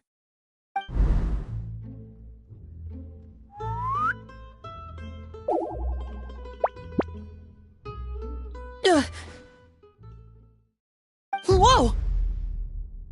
Lynette! But what a surprise!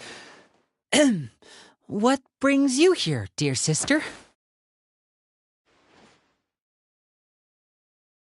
And, when exactly did you get here?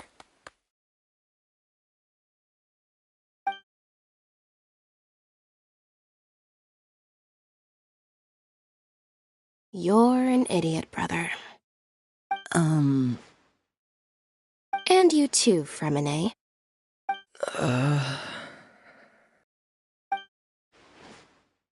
You 3, Traveler. And you 4, Paimon. Wait, what did we do? I've seen Clairvy around the House of the Hearth before. I hadn't seen her in Poisson, so I figured she must not have come with us. But it turns out you were just hiding her. I heard you talking about your plan. Rather than steering clear of the situation, I'd rather fully join in.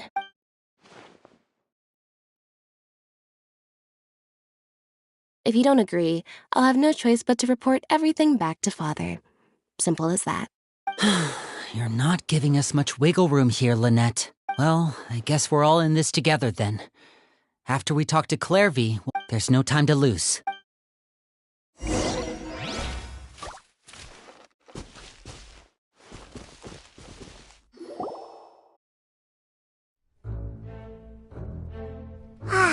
I'm full.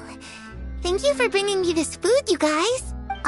She said she's full, but the food doesn't look like it's even been touched. That's right. Based on what I've been able to observe, it doesn't seem like Clairvy can interact with the physical world at all.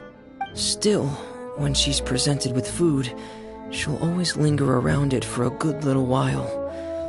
Maybe, in her mind, she really is eating those things. Does she know that she has already passed away? I've tried to ask her, but she didn't answer. My guess is that she's just as confused as we are. Or... Clairvy, if you've got some time, I'd like to ask you a few questions. Sure. Oh, another new friend. Hi, I'm Clairvy. Hello. Clairvy, how did you join the House of the Hearth? Huh? Isn't it the same for everybody? The knave brings you here and then you can't leave. It's just that your name, it's not on the roster. And I've never seen you before. The roster? Oh, I get it now.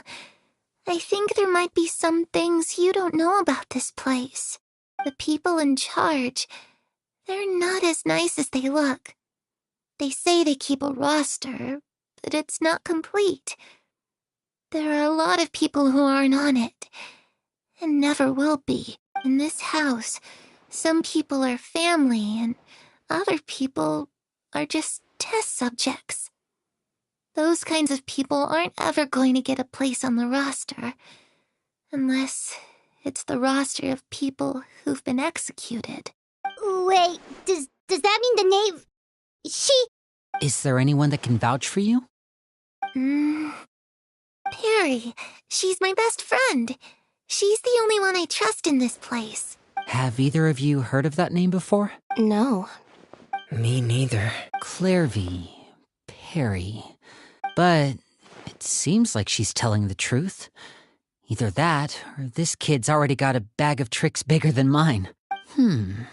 Maybe we should try a different approach. A wish? It can be anything you want. Just imagine. It's your birthday, you're blowing out the candles.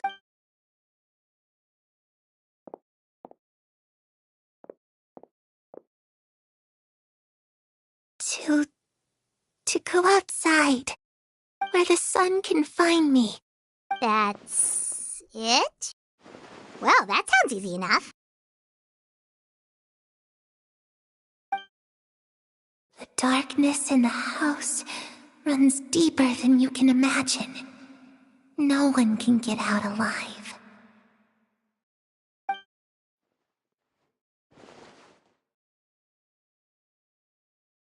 Okay, time to divide and conquer. I'll try and find a way to use basic illusory magic to take Clairvy outside and bring her somewhere. Lynette, try and find the list of executions that Clairvy was talking about, and see. Fremine, you stay in Poisson.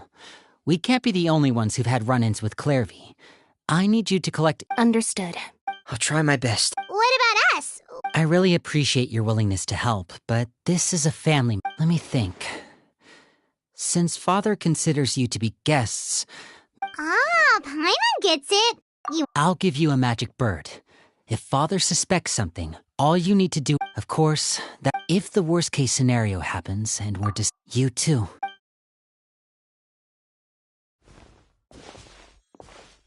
I really hope this goes well.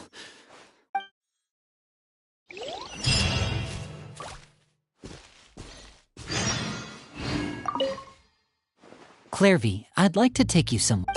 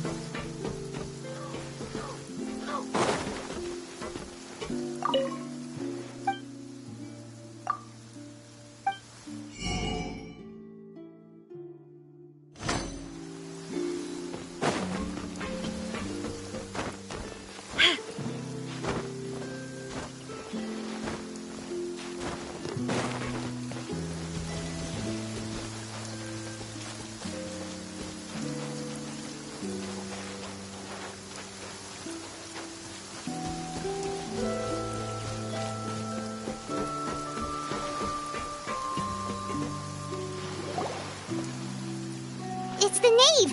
And... child! Hey, aren't you supposed to be in Snez... Oh, it's you two. I didn't expect to run into you. I was unconscious for quite a while after the fight in the Primordial Sea. I couldn't have that now, could I? Not when I... What sort of unfinished business are... It has to do with Skirk, my master. I really wanted to meet up with her, but by the time... I still have so many questions for her. Without any other lead... Oh, okay, so... Unfortunately, no. While the House of the Hearth is adept at collecting all manner of... Basically, unless Master feels there's a need to meet with me. But that problem has an easy fix. I just need to be... Paimon thinks thinks you should focus on getting... The worst of it is over. It's all thanks to that one kid from the House of the Hearth. Elwar, I think her name was. She gave me a bunch of random potions to drink. They didn't go down easy, let me tell you. Pain, and that's good, because it looks like I really do have to head back this time. The old man... Project Stuja? Yeah, that's the one. I heard Regrader's involved too. I'm not looking forward to having to listen to all his monologuing, that's for sure. Helping Linny and the others brush up on their fighting skills would be far more interesting. If you and I could spar, that would be even better. And what a sweet little daydream that is. But I also have a... Besides, considering how little they see fit to step outside the homeland, being called on to return to Snezhnaya... When I could... Is it just Paimon? Or does it kind of seem like they're... So, dear guests of the House of the Hearth, to what do I owe the visit? Right! We're super close to Linny and the others. Is that so? Introductions have already... Well, you see, there's... Good question. The fact that you have to ask tells me our intelligence work has been quite successful. Telling you the answer to that question. Spoken like a true diplomat. Well, if there's nothing else, I think I'll take my leave. I still have a small matter to resolve at home. Wait, don't go!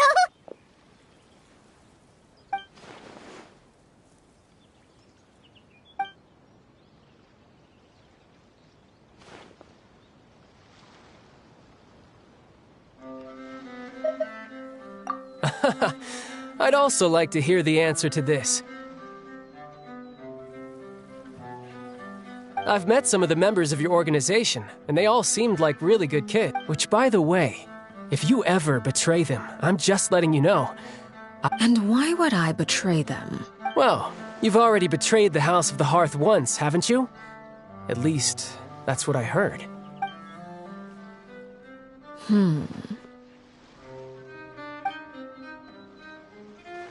Okay, I admit. That's just what the old man told me. The rooster, I mean.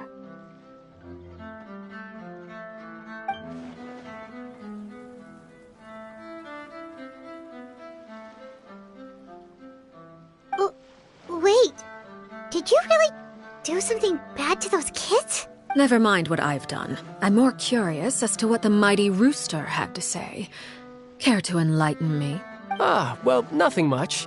Just some stuff about you taking out many other members of the House of the Hearth, and even going so far to attack your own family. I see.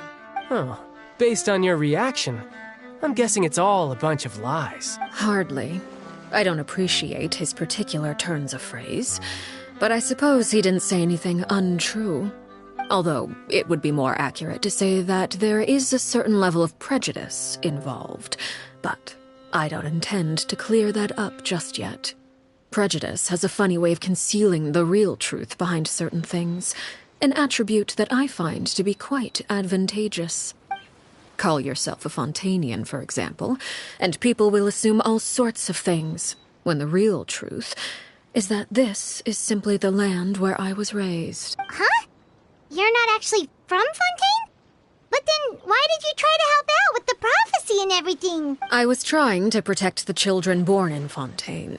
Claiming that I myself was a Fontanian simply made it easier to operate. People would hardly suspect a fellow Fontanian of having any ulterior motives. Who wouldn't want to save their homeland, after all?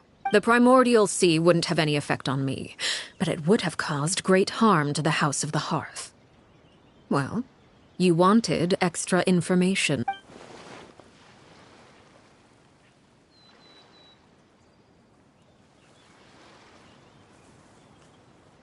So, you stayed in Fontaine for the kids. I guess I was wrong to believe you'd betray them. Good.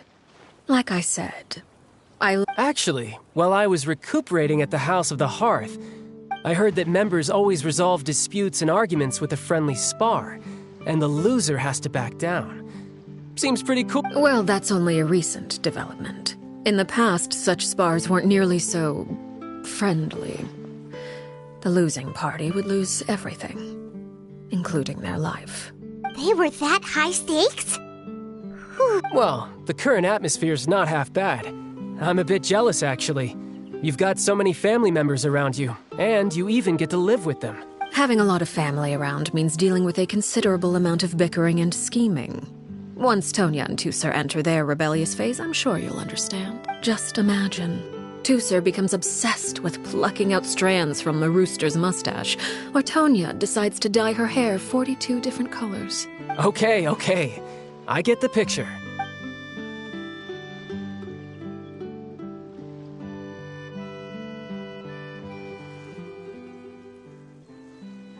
Well, would you look at the time? I should... Traveler, Paimon? Again, maybe this is a conversation we can have when you look less like you're gonna keel over. All right. Well... No thanks necessary. You also played a part in obtaining the Gnosis. I would say we... I like the sound of that. We should probably get going too. Do you want to head back with us? Oh? You want me to leave so soon? Well, you see... I'm rather enjoying the evening breeze. If you don't mind, I think I'll stick around for a bit. I have some things to think about. Apologies for not attending to you like a proper host. Please, forgive... We managed to keep her distracted until nightfall. Good thing Child was there to keep the conversation going. You don't think she suspected anything, do you? Oh, I wonder if Liddy ran into any issues. Let's hurry back and see how everything went.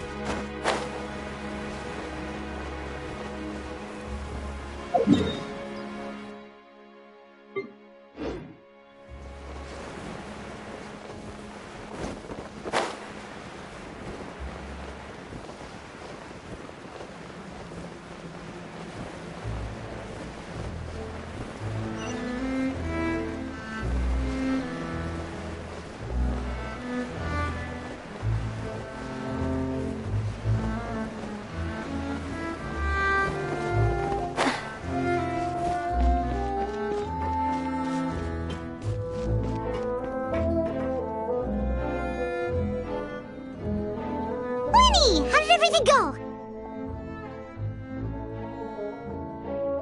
Well, long story short, we ran into a small issue. Everything was fine at first. She followed me up to the surface just like I told her.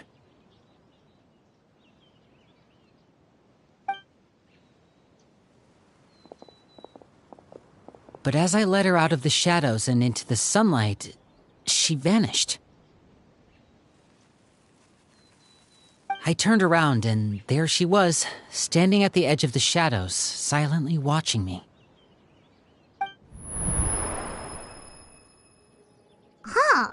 Maybe she's afraid of sunlight, or... Well, we could always try pushing her. Oh, true. I've pretty much tried it all already. Nothing worked. Eventually, the sun went down, so all I could do was bring her back here.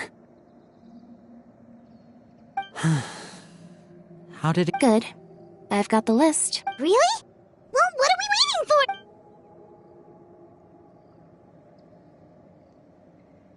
Oh, that's a lot of pages.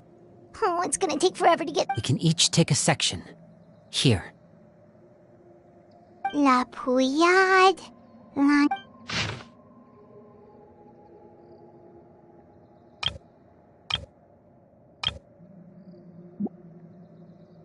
Oh, yikes. That Aurore guy has a huge scar on his face. He's kinda giving Paimon the creeps. Ah, I've met him before. The scar is from an injury he received during a mission. I still remember him joking with me about it. He said any future lover would take one look at him and then lose all interest. Did he say anything else? Well, I asked if there was someone he was interested in. He said no, and that's where our conversation ended. It was only later that I learned he really did have someone he liked. He risked everything to escape so he could be with her, but it didn't work. One day, Father asked to see him. Wait, so that means the knave, she... It may seem cruel, but it's just one of the rules of the house. Betrayal is not to be taken lightly.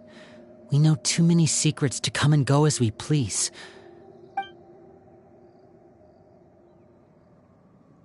Her name's not here, huh? Well, that's not too surprising. Let's shift our attention then. Fremine, were you able to find it? Fremine. Sorry. I managed to talk to quite a few people, but I could... Strange. Yeah, I mean, I know there have been arguments in the past. Times when... Oh, those are two of the people that we met while delivering supplies. Paimon can see how they might not get along. They had very different vibes, and they're, That's to be expected, actually. Father brought us all here, shared her knowledge with us, taught us how to fight. That's one thing we all share. But that's also where the similarities end. As members of the House of the Hearth, we're also considered part of the Fatui. And to a lot of people, certain members get older and realize they want something else for themselves. But considering the rules of people like Chaplot and Foltz are loyal to Father and her vision, they're proud to be part of the Fatui. Filial and Nantoy, on the other hand... These kinds of conflicts have always been there. Well, that's true. But it just feels like things have gotten worse lately. Filial and the others... I can't say for sure, but I think they've met Clairvy. You think she's been inciting them to act out? No, not exactly. But I wouldn't be surprised if she said something to them about... She's told me about it before. Experiments being run on children. People being used as pawns on the battlefield without so much as the strength to survive. And they just believed all that? Without any... Clairvy's words probably gave them the excuse they were looking for. Whether they actually believe them to be true is secondary. This is all because of Project Stuja, isn't it? Whoa. Hold on a second. What's this Project Stuja all about, huh? This is the second time it's come up now. Sorry, but I'm not sure of the details either. I only know what Father has told us, which is that it's something the Rooster and Regrator have been working on together. Apparently, it has to do with the Fatui's strategic plan. Because the House of the Hearth was so successful in obtaining the Gnosis, we now have the honor of playing a key role in Project Stuja. Wait, but isn't that a... Key role is just another way of saying dangerous role. To us, the whole thing is an inconvenience. Father thinks so too, but she's in no position to refuse. Their plan isn't exactly unreasonable, and it's just that we'll lose a lot of members in the process. Participating in the plan, it's an honor in name only. What they're really trying to do is subdue us. The existence of an intelligence organization outside their control makes them feel uneasy.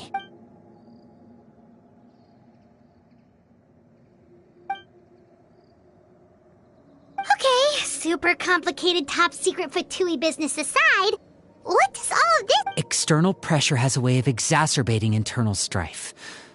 You can't overlook the power of fear. I thought resolving the Clairvy situation would make everything go back to normal. But it looks like things are more complicated than I thought. If we leave Filial and the others to their own devices, sooner or later... We can only focus on one situation at a time, brother. You're right. Even if we confront Filial and the others, it won't do any good. It might even make matters worse. Well, it's getting late. We should... Lynette, you stick with me this time.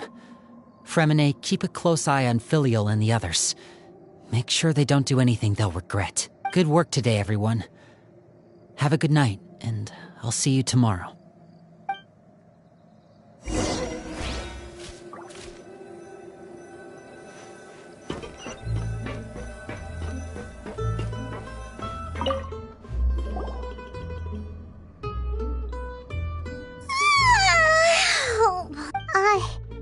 Hey, she's even scary when she smiles. If she were to actually get angry... You have to protect Paimon if that happens, okay, Traveler? Well, in that case, we should just plan on running away. We'll grab... Look! Look over there! Quick! Let's catch up with her before anyone sees!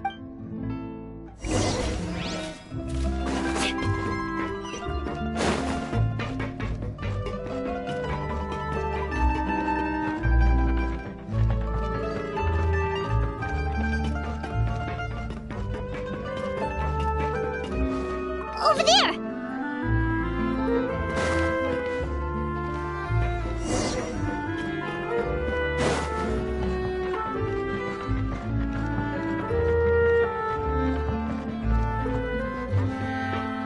Oh, where is she going? Oh, if someone sees her, we're toast!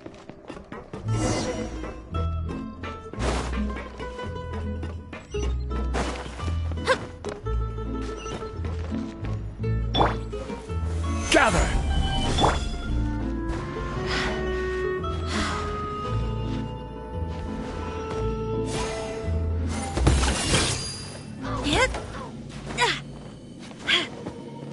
Oh, look! She stopped!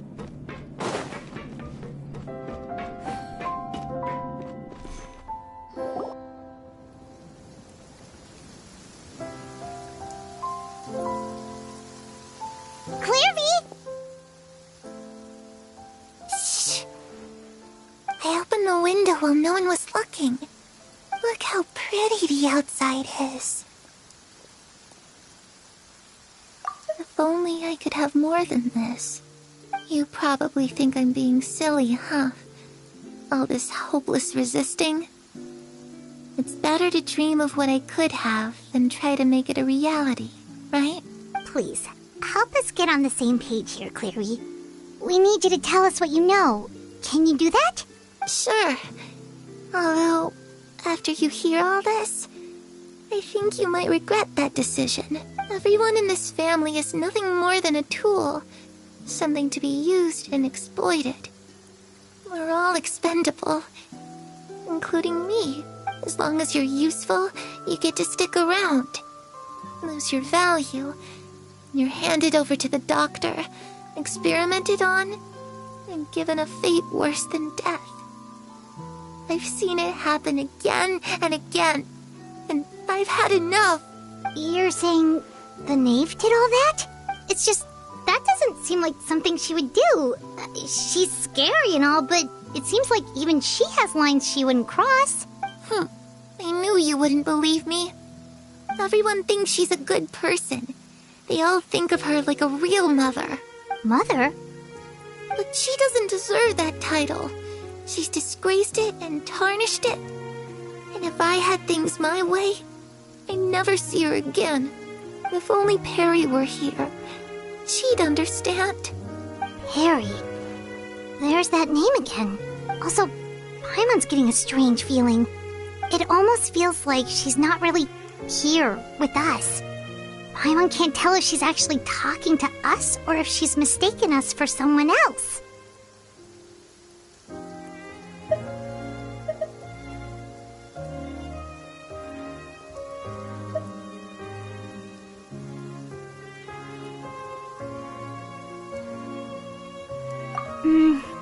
Well, in any case, it seems like she looks so young. But it's getting windy. I should close the window. Ooh, look at the moon. Isn't it pretty? Hey, wanna hear a secret? I heard that if you look up at the night sky in Snezhnaya, you can see the aurora. It's supposed to be super pretty. Perry and I promised each other that once we're older, we're gonna... But I can't find her. I'm worried she's also been... No, that wouldn't happen to her. She's special. Mother likes her a lot. I should really go talk to Mother, but we just fought. She doesn't want to see me, and I'm too scared to face her. What should I do?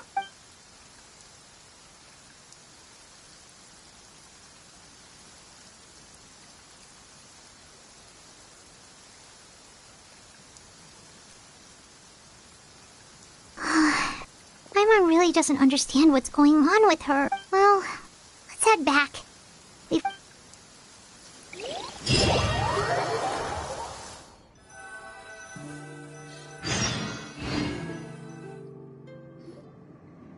All right, looks like we're all here. Let's go ahead with the plan. Oh? What is it? What makes you ask that? Well, we kinda ran into Clairvy last night, and that's what she told us. We met the doctor back in Sumeru. He's super dangerous, and he's done all sorts of bad things. It's possible that Father and the Doctor have had certain dealings, but I don't think Father would work with him. We're not really on the same side, so there's not a lot of trust between them. That doesn't exactly set the stage for a successful partnership. I did hear, though, that when Father first became a Harbinger, the Doctor offered to work with the House of the Hearth. Father rejected most of his proposals, except for one. It had to do with some sort of secret experiment. Secret experiment? Could that be what Clairvy was talking about? I don't think so. I don't know any details about the experiment itself, but I do know it's an entirely independent operation. The Doctor only proposed a direction for the research. That was the extent of his involvement. I still don't think that counts as working together. The details of the experiment are confidential, but complete records are kept on all participants. That doesn't seem to be the case with the situation Clairvy referred to. I know you don't agree with some of the Fatui's methods, and I'm not asking you to. But I am asking you to trust us on this. The House of the Hearth has its own principles. There are certain lines we're not willing to cross. Alright, that's good to hear at least. Clairvy seems to think the knave and the doctor worked together to do something horrible. If that turned out to be true, Paimon doesn't know how he would even face you guys. It's just that it doesn't seem like Clairvy is lying either. The easiest thing to do would be just ask the knave directly, but Paimon doesn't think she'd tell us. Father didn't come back last night. She's probably still near the shore.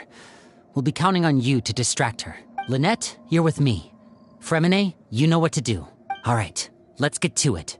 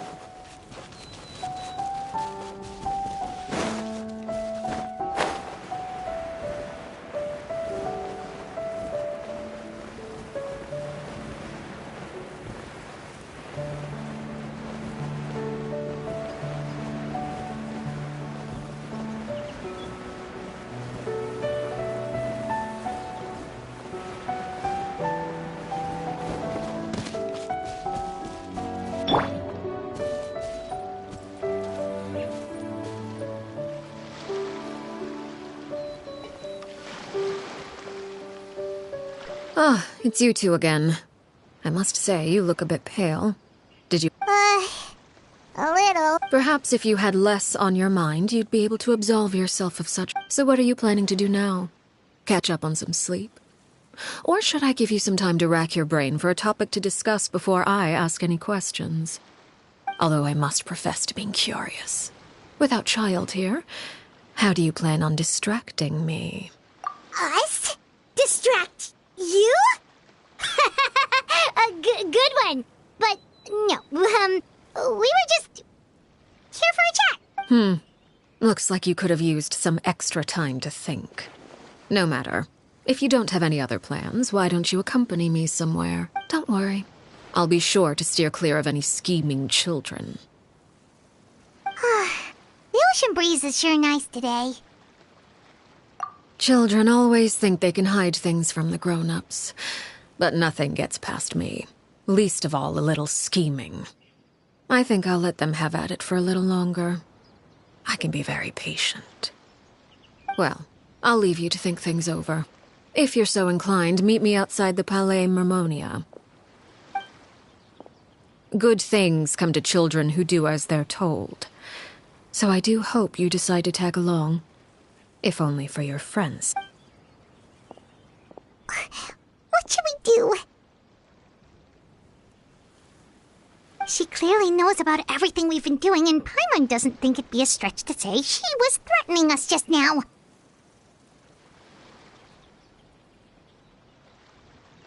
Oh, good idea. Hopefully he's... Well, we should probably head to the Palais Mermonia.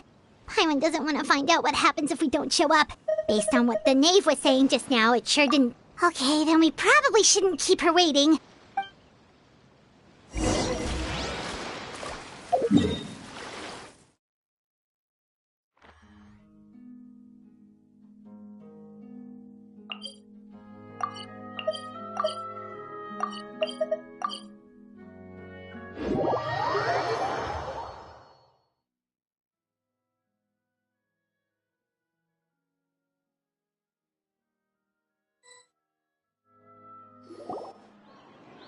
Seeing as we still have some time before my meeting, we might as well enjoy some... I'm glad to see you get along with my children. Being surrounded... You're not planning on I assume you're referring to Lenny, Lynette, and... Although, there's that situation with Filial and Nentoy as well. No matter. I'm not one to discriminate. All those who betray the house meet the same fate. There are no exceptions. Does that mean you're going to kill them? Oh... Are you here to beg for their lives? I'm sorry to disappoint, but the rules of the house change for no one. In my organization, everyone is responsible for their own actions. But don't you care about them at all? They really respect you. They even call you father. You must feel something for them. Any organization in which feelings come before principles is one destined for ruin. The House of the Hearth is hardly an exception. You could say our principles are more stringent than most. Perhaps I can offer you this consolation at least. As our guests, you two will not be held accountable along with them. I would imagine Linny, Lynette, and Fremine will be able to keep their lives. As for Filial, Nentoy, and the others, I'm afraid there's little I can do. They can try to escape, but once you know our secrets, there's no getting out alive. But that's awful. Ah, you seem concerned. Out of consideration for my guests, I suppose I could turn a blind eye for a little longer. If Linny and the others manage to dispose of Clairvy in the meantime, all evidence of their wrongdoing will be lost.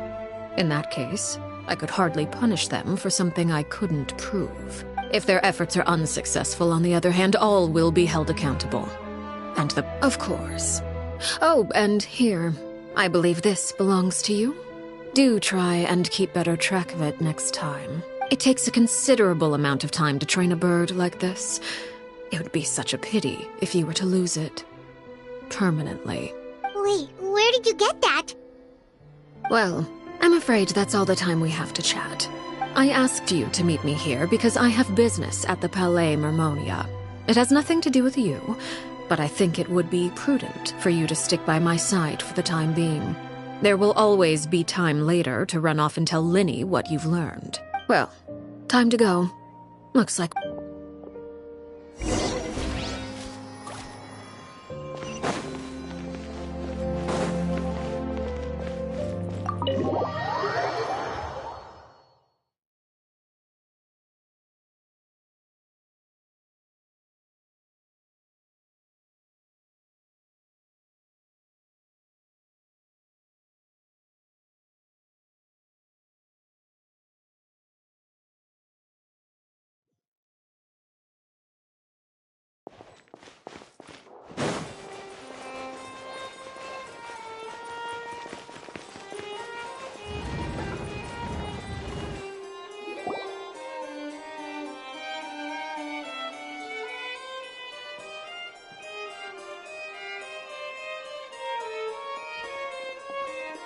It's been a while, Monsieur Neuvillette.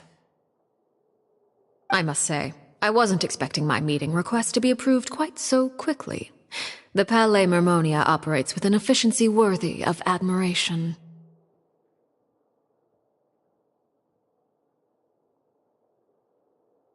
It is only right that an esteemed diplomat such as yourself should be afforded the proper level of respect.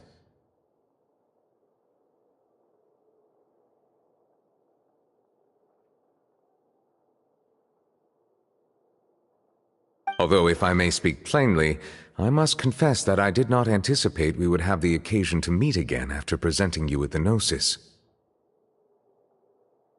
I see you've brought the Traveler and Paimon with you as well. If I may inquire as to the purpose of your visit.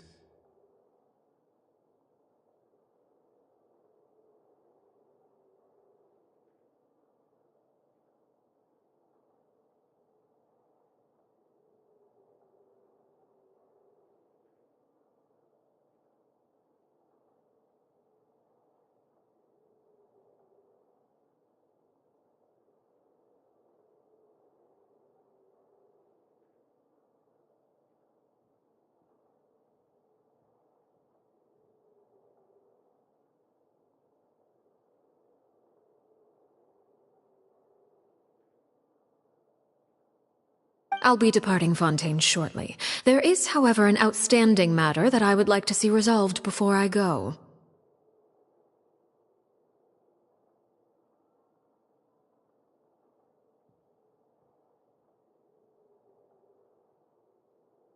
It requires a rather lengthy explanation, I'm afraid. So I took the liberty of explaining everything in this proposal. Please review it at your leisure, Monsieur Neuvillette.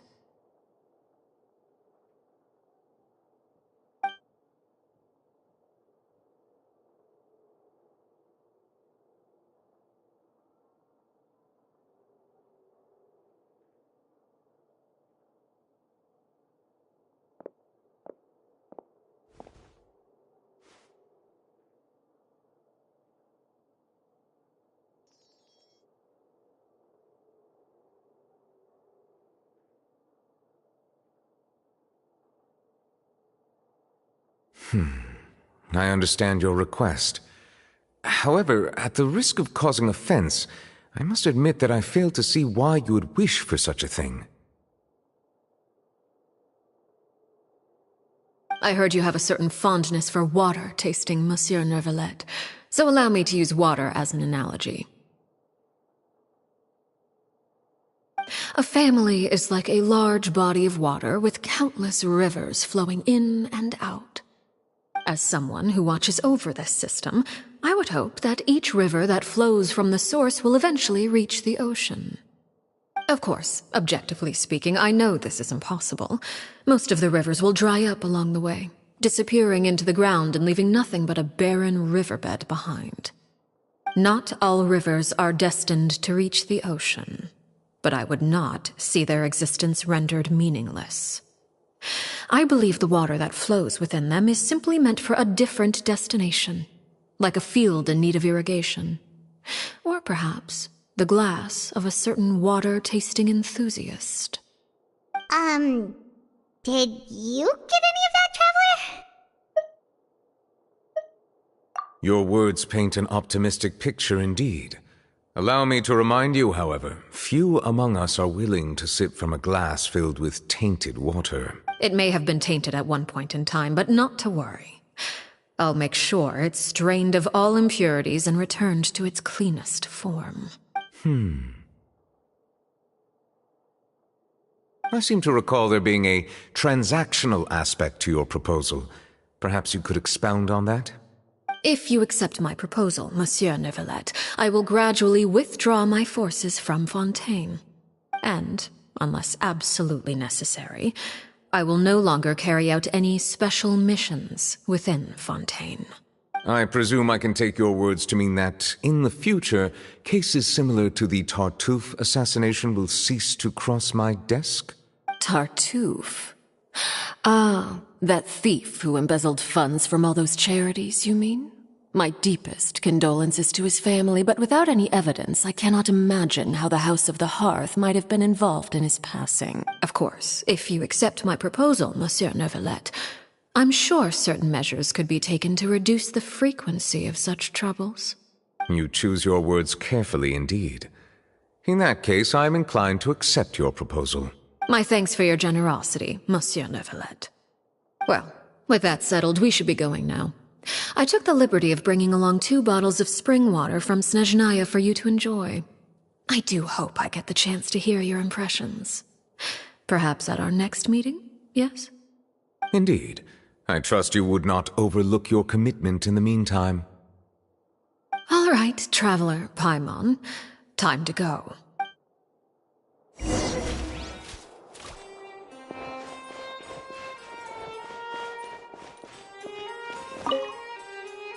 I believe I've told you before that my emotions easily resonate with those of others. Yet in the few meetings I've had with that Harbinger, I haven't been able to sense any aspect of her emotional state. Her mind is like a still body of water. Who knows what darkness lies in its depths, and the lack of ripples on the surface gives nothing away. It's unclear whether this is her natural state of being, or whether it's an incredible strength of will that gives her the ability to master her emotions. Either scenario, however, suggests she is a very dangerous individual. I do not expect an explanation as to why you two are by her side. Whatever your reasoning, I would only advise you to take caution.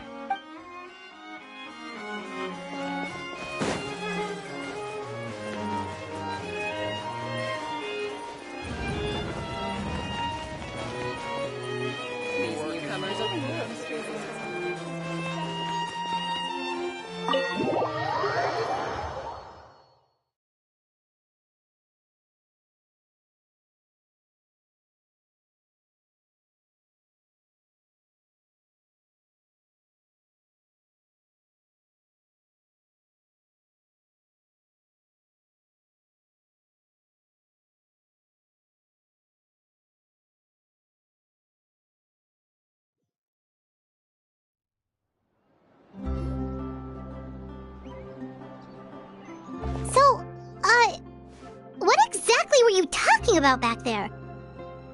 Paimon only heard you mention some rivers, a large body of water, and then some kind of irrigation scheme. You really want to know? I would imagine there might be more pressing concerns at the moment. Winnie, Paimon really hopes everything's going okay.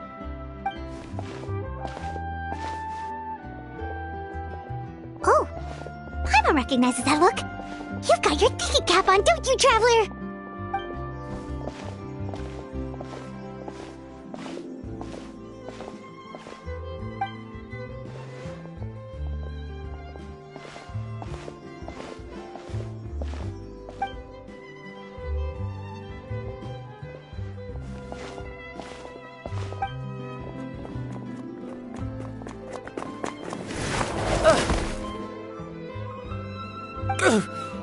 Oh, shoot.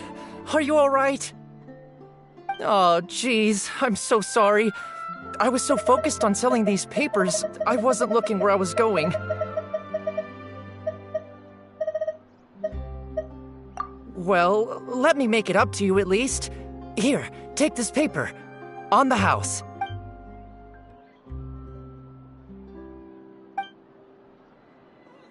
Oh, you don't have to give us anything. Please, I want to. It's not like I'm short on supply. All the extras will be useless come tomorrow anyway. It's my fault, really. I was just trying to bring home some extra mora for the family, but I bit off more than I can chew.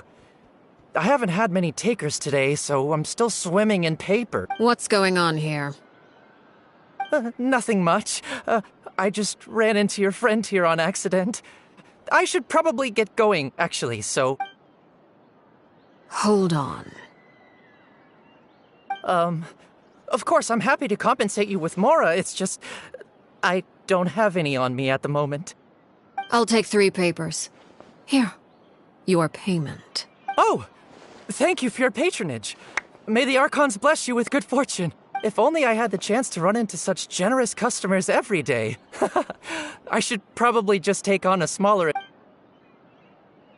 Well, now that my affairs are settled, we should take the boat back to Poisson. We've even... Actually, why don't we stick around for a little longer? Paimon just realized how hungry she is. She can't head back to Poisson on an empty stomach.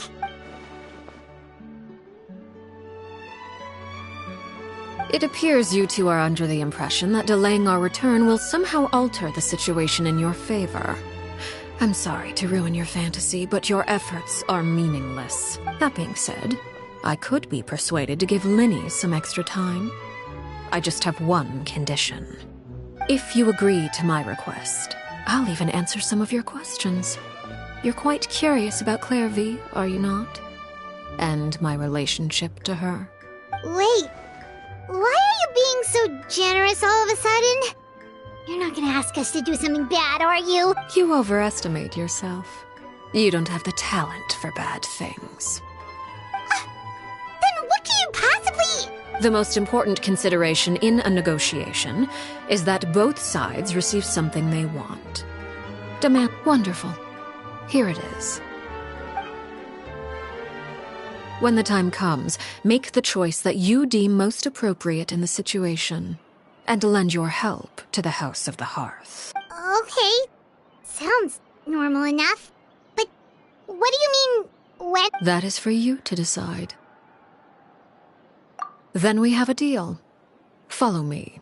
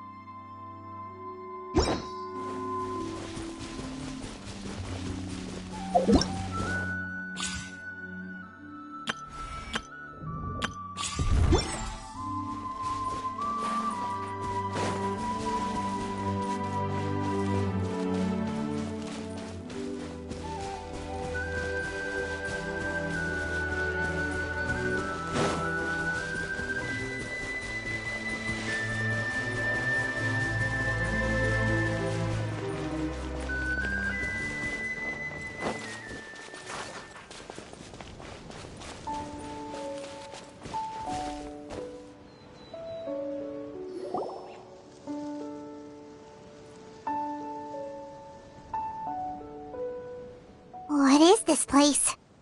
Somewhere long forgotten by everyone. It used to be a grand building. Now it's nothing more than a pile of rubble. No one comes here anymore, nor does anyone care about what once happened here. Although, this place does have something to do with the story I'm about to tell you. It was before I became a Harbinger, and before Linny and the others joined the House of the Hearth. Due to certain events, I first killed Clairvy and then her mother. And this is where it all happened. You were the one that killed Clairvy? Patience now. Allow me to explain Clairvy's side of the story first. I'll start from the beginning. Clairvy was 6 years old when she was brought by her mother, Crucibina, to live in the House of the Hearth. From the outside, it seemed like a fairy tale. A thriving family made up of kind adults and friendly children. Crucibina was the knave at that time, and the House of the Hearth was under her control. She was Clairvy's mother by blood, but she was also the mother to all the children in the house. Clairvy was happy here, for a time. But she quickly realized that being part of this family wasn't a fairy tale at all. It was a kind of purgatory. Purgatory?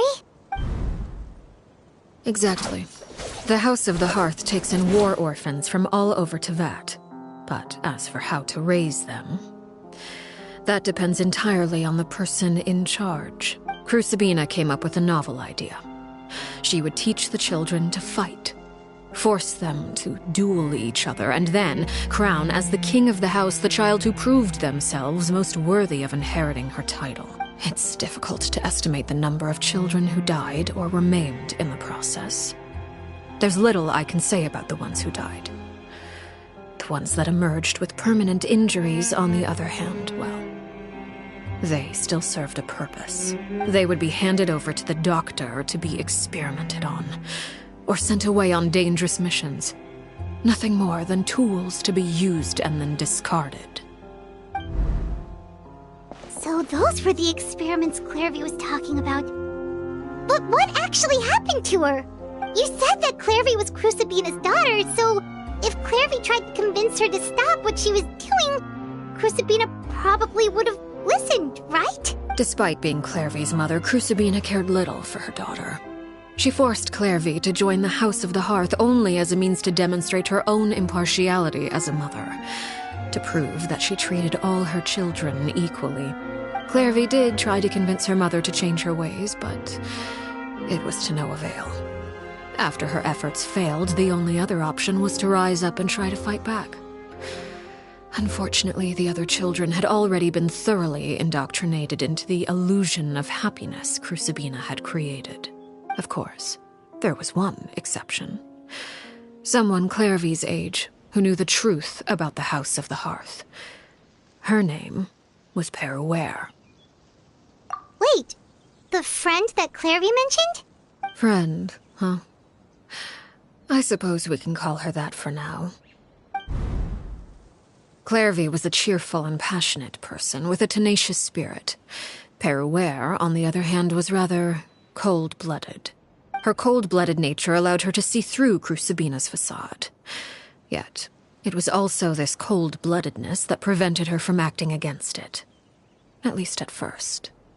While Clairvy longed for freedom, Peruere was convinced that, amid all the fighting and violence, she would make it until the end.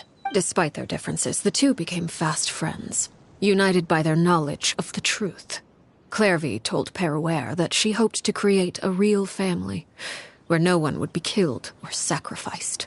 There may have been a certain naivete to her ideas, but Clairvy proved her determination many times over. She tried countless times to run away, ask for help, or expose the truth. But her efforts only earned her beating after beating. The only thing that kept her going was her strength of will. Even with her body racked with pain, she would still stand on her tiptoes and open the window at night. She and Peruere would look out at the moon together, a fierce longing for freedom shining in her eyes.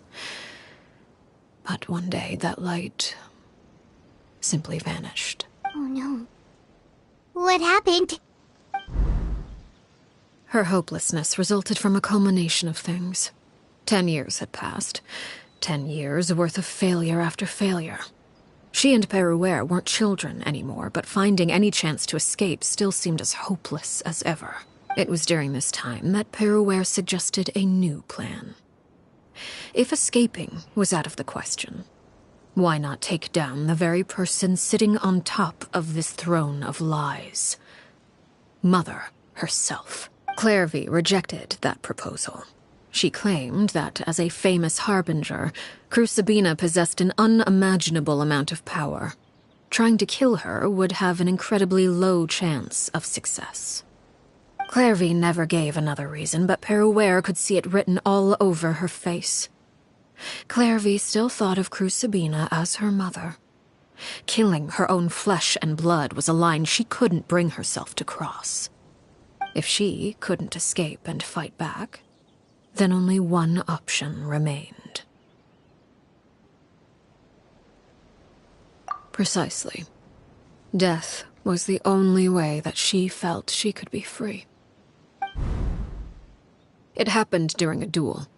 When she arrived at the dueling ring that day, her partner turned out to be none other than Peruere, the very person that had stood by her side all those years. It was a fierce battle, but ultimately, Clairvy decided to let Peruere end her life. From that moment on, Peruere's journey was one written in flames.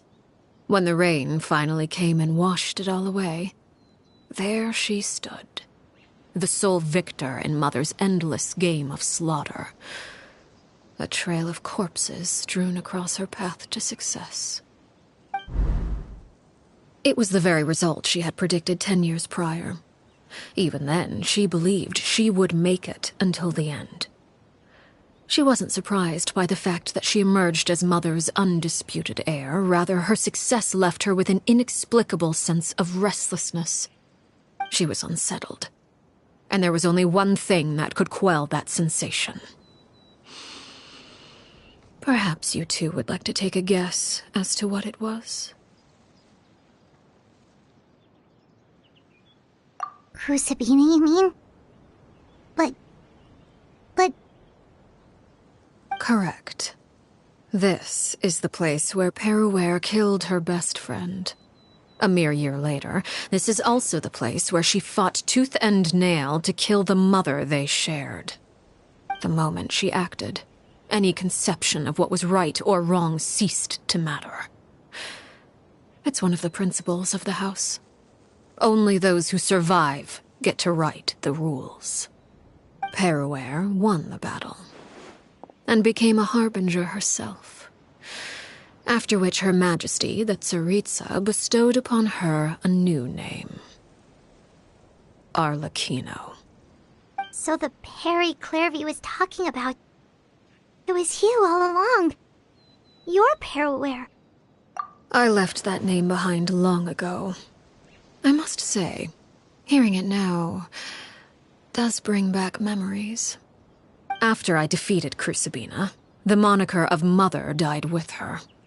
I chose to forego the title she called herself, and even chose to give up my own name. I rebuilt the House of the Hearth under a new identity. Not only as Arlecchino, but as father. And that is where the story ends. Any more questions? Yeah.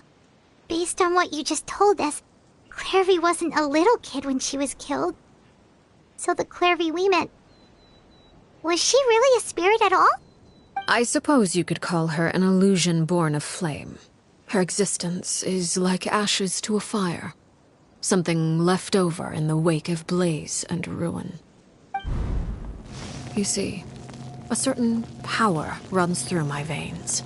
It's not unlike a curse. My flames leave behind shadows of anything they consume. Of course, the chances of those shadows morphing into a sentient entity are exceedingly slim. Clairvy is a very special case.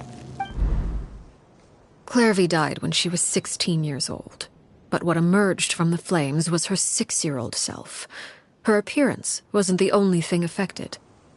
Most of her memories were lost to the blaze as well.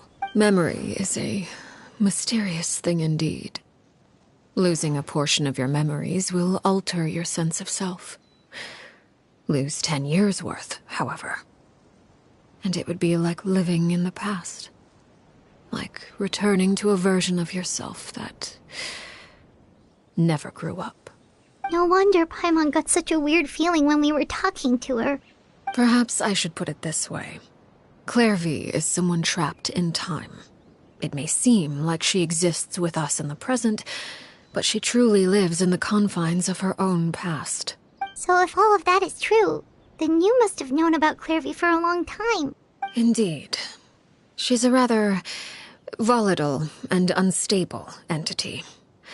Sometimes she would look after the children. She's even saved some of their lives. But other times, she would hide from me and become obsessed with revealing the truth about the house to anyone who will listen. Shadows don't have the capacity to learn or grow. Any new information they encounter is quickly forgotten over time. Your attempts to expose Clairvy to sunlight. They failed, yes. The reason is actually quite simple. In Clairvy's mind, the house is impossible to escape, and it is this very perception that traps her there. But no matter. All I have to do is kill her again, and all will be resolved. I don't anticipate so much as a single speck of ash will be left behind this time. Wait! Paimon can understand why you might want her gone, but isn't there another way? So what if she's trapped in her 6-year-old self? She's still your friend! At least talk to her first! It's too late for that. She broke the rules, and now she must be punished. That goes for Filial and Nantoy as well. She's had quite the effect on them. I hope you understand the difference between Crucibina and myself lies in our formulation of the rules, not our policy for enforcing them. Upholding the rules without question is a trait we both share, because that is how a household should be run. Is this really what you want to do? Whatever could you mean? Don't you want to say a proper goodbye at least? Whether as a killer or as a father, there are two things that must be avoided at all costs: anger and sorrow. Anger makes you impulsive. Sorrow causes you to waver. Well, it appears it's about time to proceed. Before we arrived, I told some of my well-behaved children to bring our troublemakers here by nightfall. I do believe I've kept my end of the deal. I gave your friends quite a bit more time. As for what happens now, we'll just have to wait and see.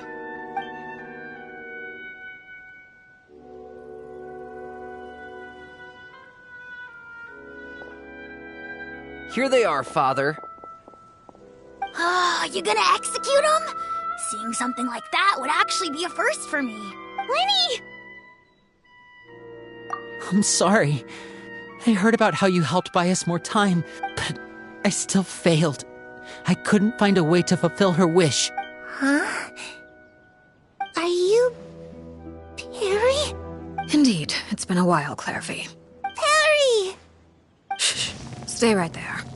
I'm sorry to postpone our reunion, but first I believe certain scores need settling.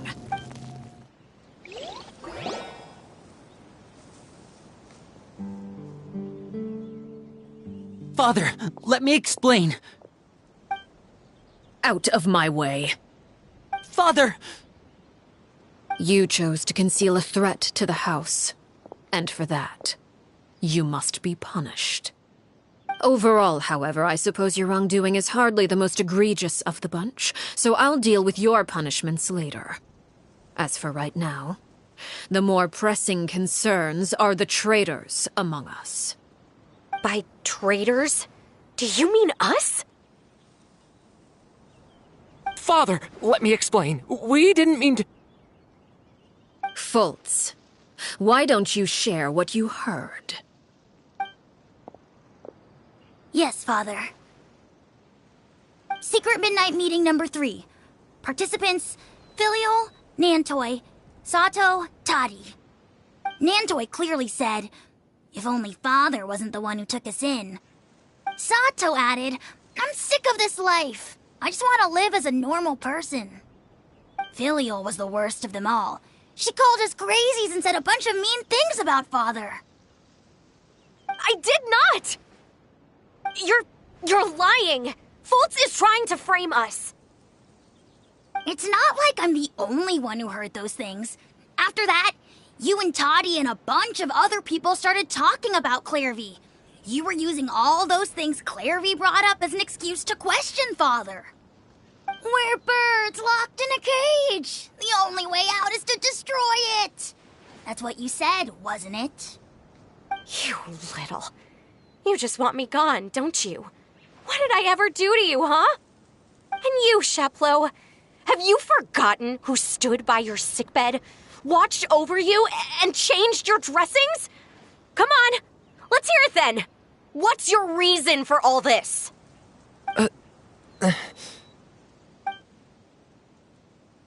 You're wrong, Filial. We don't want you to die. You're our family. Liar. You wouldn't be doing this if that were the case. So why? Why have you backed us into a corner? We all live in the House of the Hearth. You know the type of work we do, Filial. A single betrayal can cost dozens of us our lives. It's not like it's never happened before. That kind of thing is hard to forget. That's why the House of the Hearth cannot tolerate any form of betrayal. Ever since we came to Poisson, you've had 7 secret meetings. A lot of the things you talked about really crossed the line. You've been spying on us for half a month? Wait a second. Now that I think about it, the move to Poisson was just a way to make it easier to spy on us, wasn't it? Because we were all in one place. You've had this planned all along. Filial, Nantoy, I'm sorry. I owe you both my life. I owe Clairvy too. If it weren't for all your help after I got poisoned, I wouldn't be standing here today. If this were any other situation, I would do anything to repay that kindness, even if it cost me my life. But rules are rules. I'm sorry. My hands are tied. Why? That's enough, Filial. We made a mistake, and we should own up to it. I'm sorry, Chapleau. Fultz. I'm sorry, Father. We accept our punishment. Chapleau, according to the rules of the House of the Hearth, how should these traitors be punished? All those who betray the house pay with their lives. And so it shall be.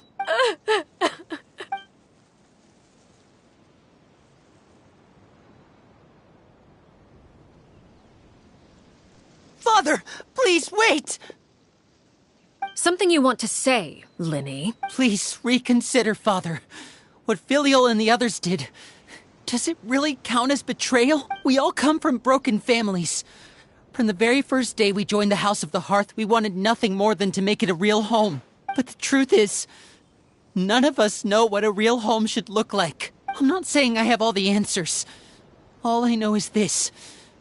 Killing Filial and the others may uphold the rules, but doing so will only bring us further away from being a real family than we've ever been.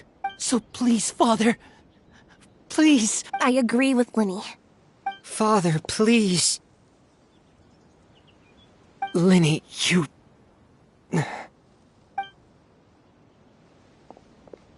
I also agree with Linny. An order once given cannot be rescinded. However, given the extent of your determination, I suppose we shall have to go about this a different way. Draw your weapons and face me. Our weapons? Father, are you referring to a duel? Precisely. The rules of the house will not be altered. Traitors must be punished. However, resolving disputes with a duel is also one of our rules, one that also applies to me. Demonstrate a sufficient showing of strength, and I shall offer a concession. Wait. Bede. Impossible. Father is way too strong, even for Linny.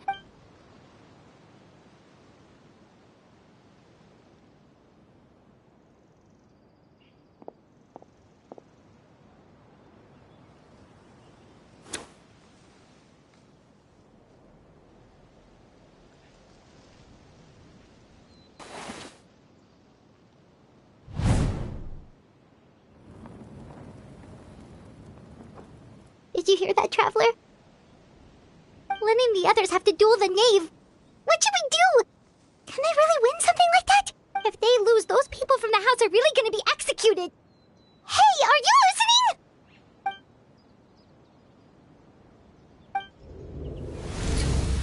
Don't you want to say a proper goodbye at least? Anger makes you impulsive. Sorrow causes you to waver.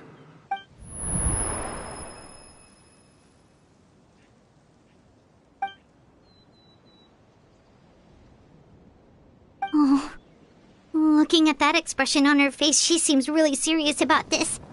Guess that means there's no chance she's throwing the duel on purpose, huh? When guests are around, families are often on their best behavior. And any disputes are less likely to escalate. When the time comes, make the choice that you deem most appropriate in the situation, and lend your help to the House of the Hearth. What's wrong, Traveler? Hey, where are you going? Traveler? You're asking to join the duel against the knave? I'll allow it. We do have a ready-made dueling ring at our disposal, after all. All I would advise is this. Keep a firm grasp on your weapon, and give it your all. Any less, and you may just lose your life.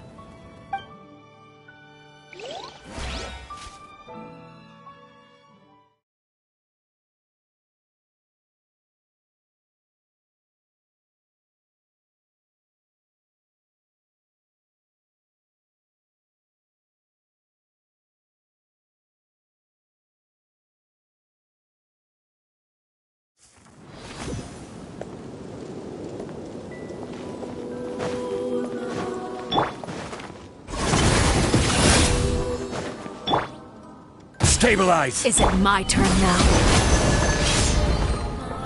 Everyone, on me! Attack! That's the way. Watch out for Father's movements!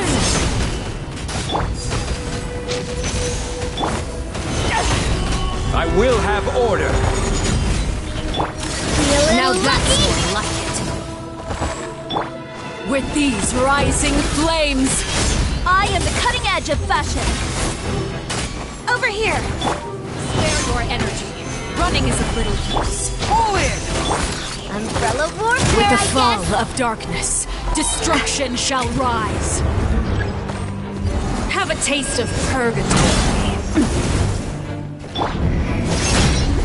Advance! Try to pace yourself.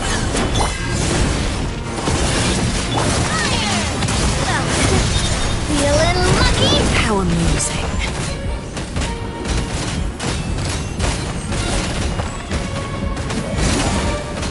This is order. Now's our chance!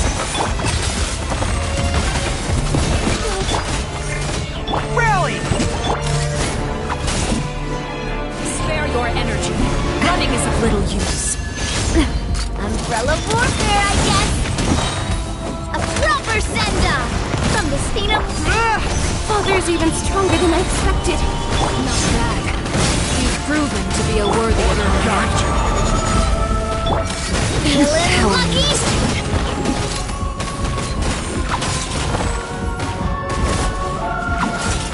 Spare your energy. Running is of little use.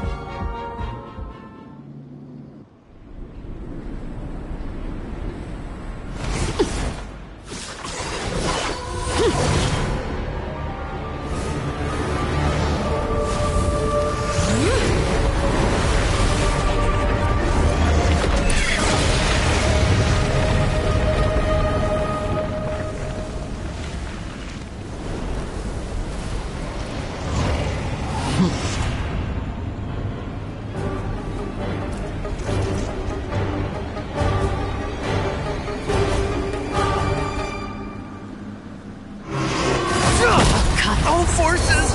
Who's next? Retreat!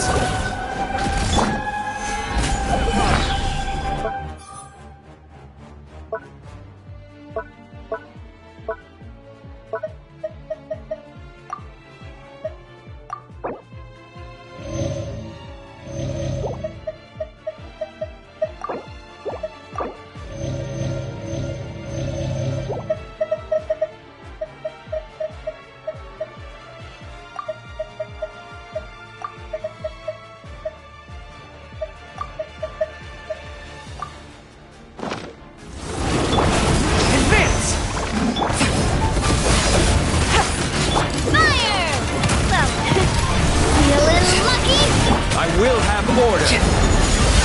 Delicate as silk. Stabilize. Now for a chance. Over here.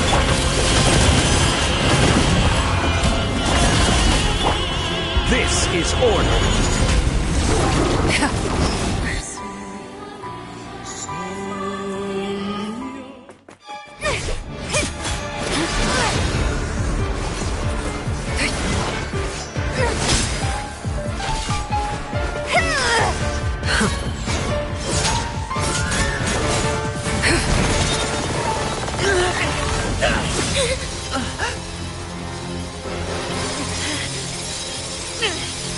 You should know better than to crowd in one place.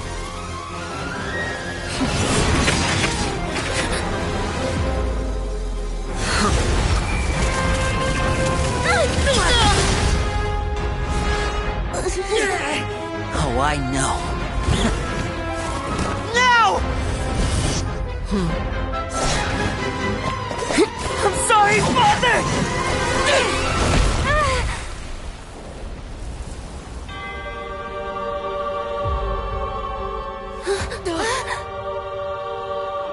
Sorry for what? This pitiful excuse for an attack.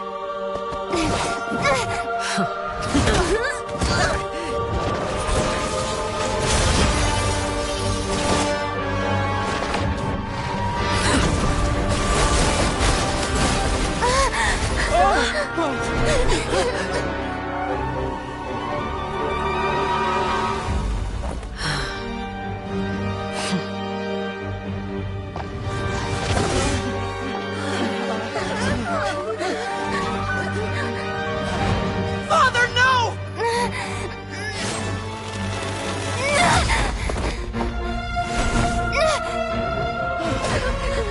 Made it out, did you?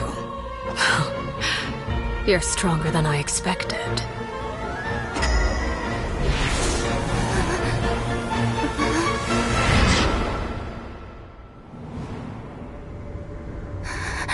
A crimson moon. I can't move.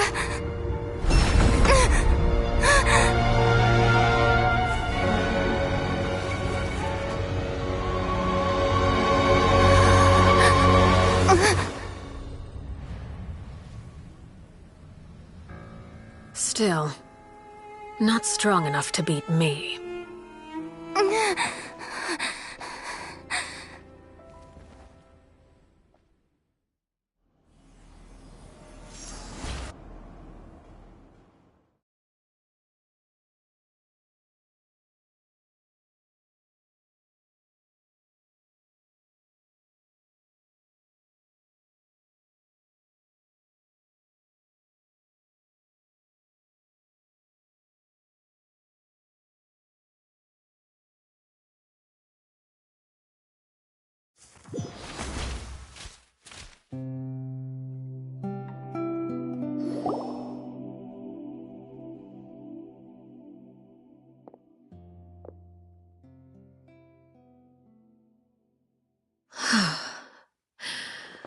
I believe we can end things here.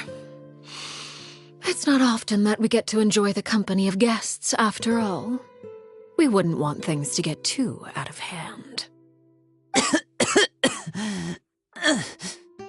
Brother, are you all right? Lenny! Given that I am the victor of this duel, as agreed, the punishment stands. No! I never thought things would end like this. However, everyone involved in the duel demonstrated a remarkable level of strength and determination. In light of this, I'm prepared to change the method of execution. Elwar, the bottled flames I gave you for safekeeping. Do you still have them? Yes? I wasn't sure what they were for, but I've kept them super safe. I didn't lose a single one. Wonderful. Then, in just a moment, I'll have you administer them. Bottled flames? Indeed. They're the product of a secret experiment. Under certain special circumstances, flames can be extracted from my person and preserved. Once ingested, searing pain will spread across every inch of your body. No harm will come to you physically, but your memories will be burned away. If you can withstand the pain, when you awake, you'll have forgotten everything you know about the House of the Hearth, and will be expelled from the organization. In other words, administering this concoction will kill the version of you that grew up in the house, and give you a new identity.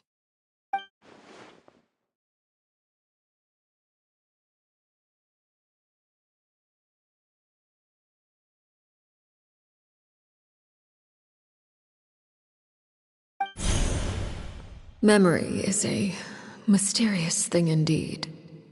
Losing a portion of your memories will alter your sense of self.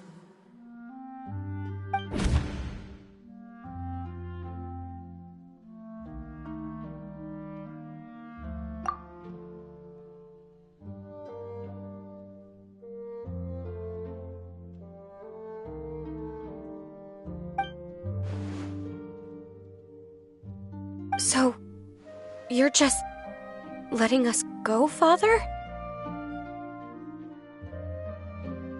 You misunderstand. Memories are extremely important. Once consumed by flame, the version of you standing before me will die, and our secrets will die with you. So no, I don't intend to just let you go, because the person who survives will be nothing but a stranger. Even so, I won't have to live in fear anymore. I'm sorry, Father.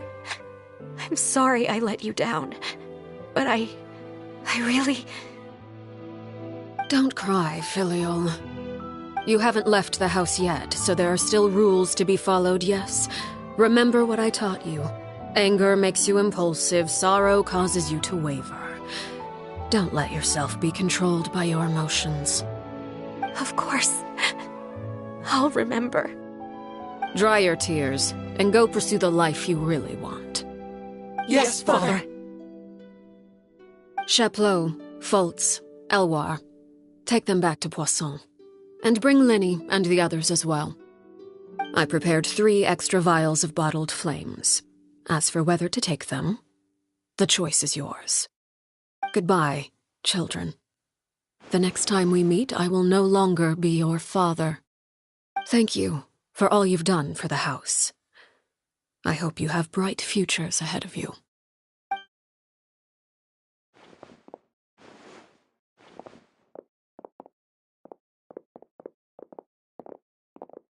Father!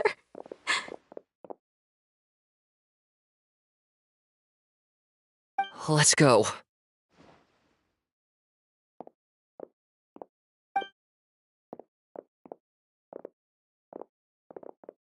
Here, grab my arm, Linny. I'll help you walk back. Thank you.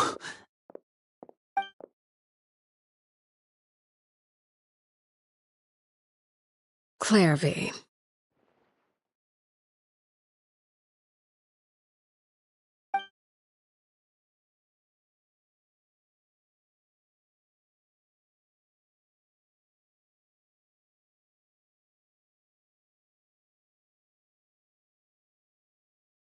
Can we talk now? I've been waiting for a super long time. You really are Perry, aren't you? I haven't seen you in so long. How come you're all grown up? Wait, did I somehow travel to the future on accident? Or am I dreaming? What a long dream. Neither. You died, Clairvy. That's what happened. You could have at least sugarcoated it a little. Look, she's done speechless.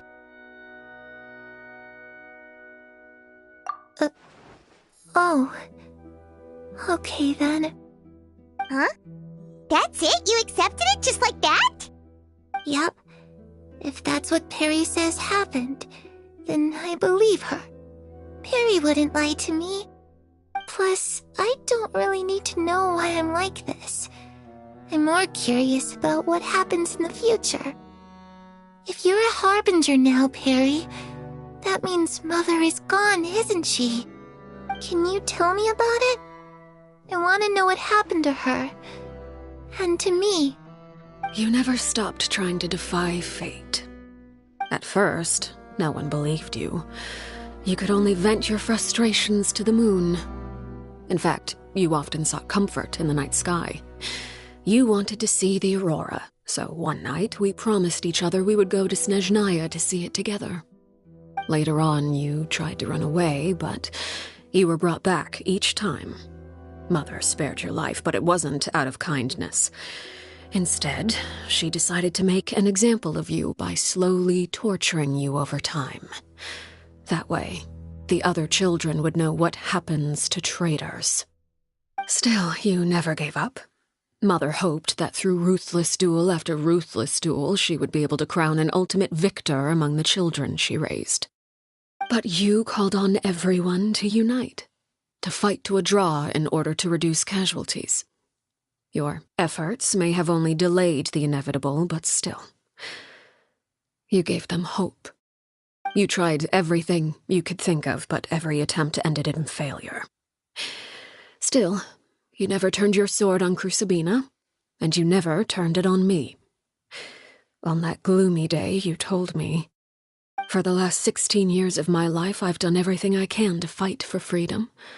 But now, I realize that the only freedom I truly possess is the freedom to choose to die." I never imagined I would say something like that. I must have been feeling really worn down. But somehow, I still think I understand. According to Mother's plan, only one of us was going to make it until the end. And I always hoped that person would be you. If I could do it all over again, I still don't think I would make a different choice. Even when I first met you, I knew you'd be able to do what I couldn't. Is that so? Even now, I'm not sure I truly understand what kind of freedom you are trying to pursue. But as the head of the House of the Hearth and as the children's father, I've tried to give them the most basic of freedoms. The freedom to choose their own fate. It's something I discussed with the Eudex of Fontaine. The children who want to leave the house will have their memories wiped clean of all secrets pertaining to the organization. In return, they will be allowed to live a normal life in Fontaine without being prosecuted for their past.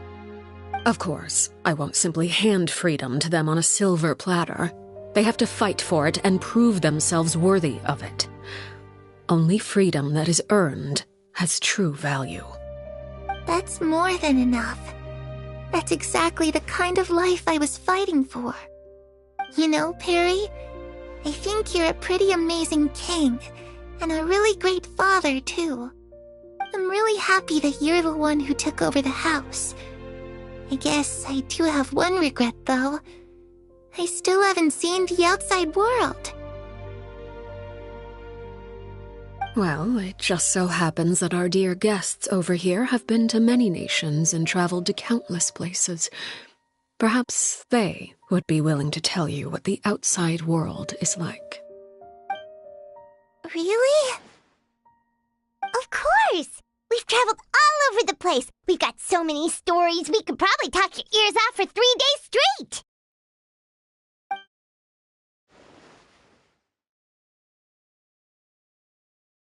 You know, I used to dream of being a bard. Playing the lute while singing into the winds of freedom. Even if there was no one there to listen, I would have continued to sing no matter what. Ah, that's where Mora comes from. I never knew that before. If I had some Mora, I would buy 3 new dresses. One for me, one for Perry, and one for Mother. It's just too bad Perry doesn't like wearing dresses. And Mother, well, she probably wouldn't accept something like that either. I guess I'd just have to keep them all for me then. I could wear a different one every day. Those yokai you mentioned, what do they look like? I once saw a drawing of this one guy with horns on his head and a super scary face. Are there any yokai like that? Oh, sounds like you're talking about an Oni. Yep, we've met one, and let Paimon tell you, they're not nearly as scary as they look.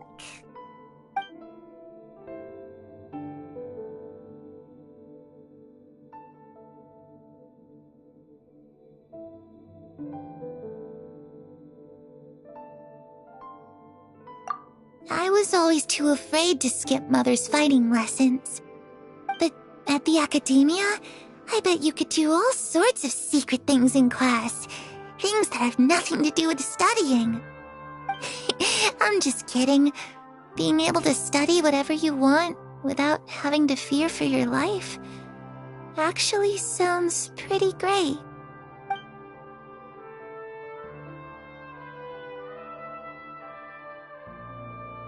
The situation was super dangerous. Lenny and Lynette were accused of committing a crime, and they were going to have to stand trial at the Opera Epicles. Oh no, that must have been hard for all of you. What happened next? Don't worry, we were able to turn the situation around super quickly. All thanks to Detective Paimon, of course. How'd you do that? Come on, tell me. Okay, so it was like this. After the failed magic show...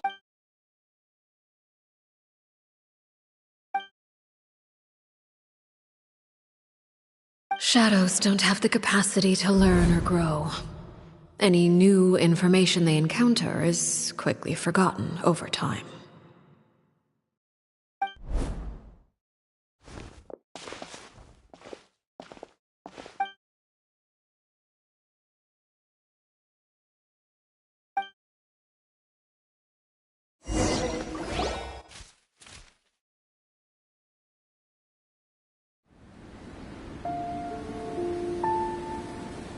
Clairvy, you've worked tirelessly from the shadows to overthrow the House of the Hearth.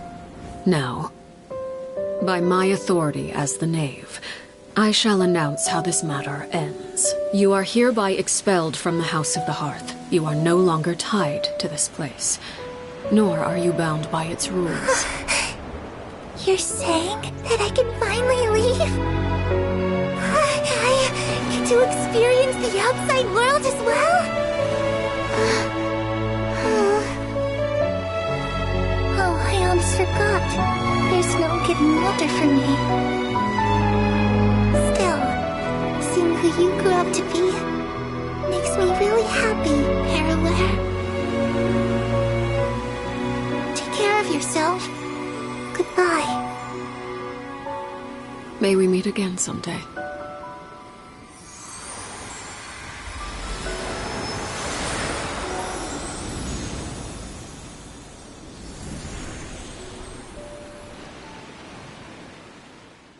Clairvy. She left so soon. Paimon didn't even get to finish her story. I also have certain sentiments left unsaid.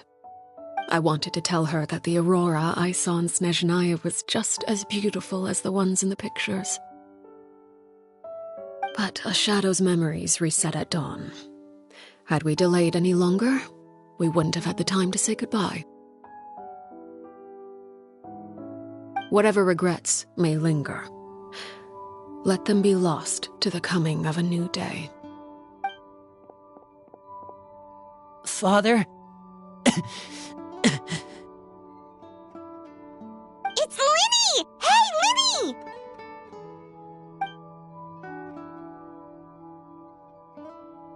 What is he doing back here? Let's go check it out.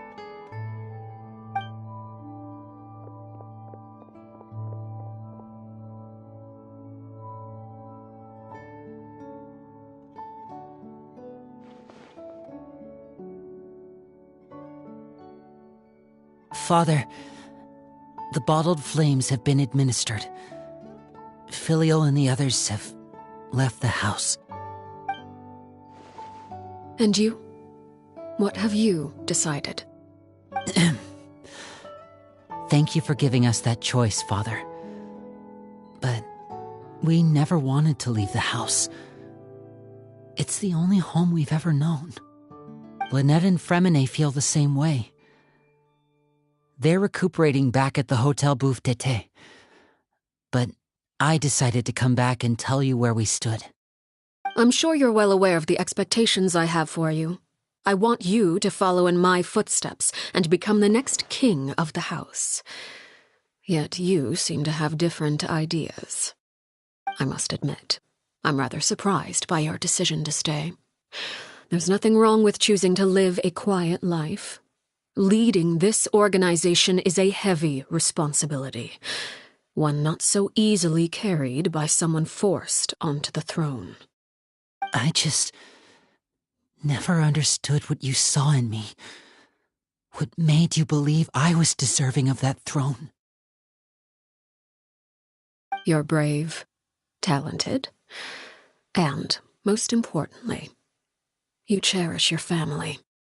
You would do anything to protect them, even if it costs you your life.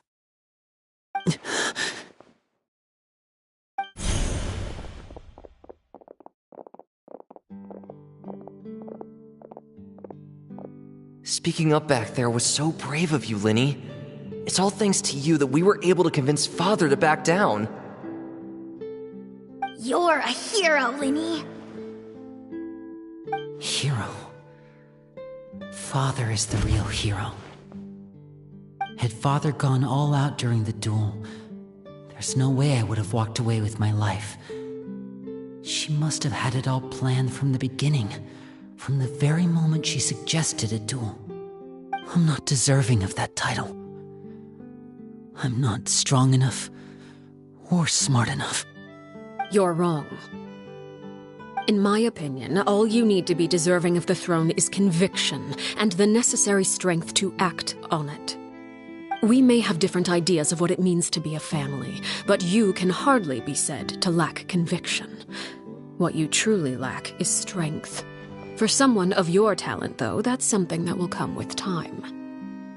Even without that strength, you still chose to face me in a duel, even though the odds were stacked against you. That capacity to honor your convictions is what I truly see in you. Father.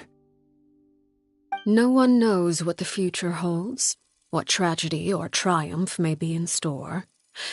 Being at the head of this organization requires the strength of will to face whatever comes. Caution will only hold you back.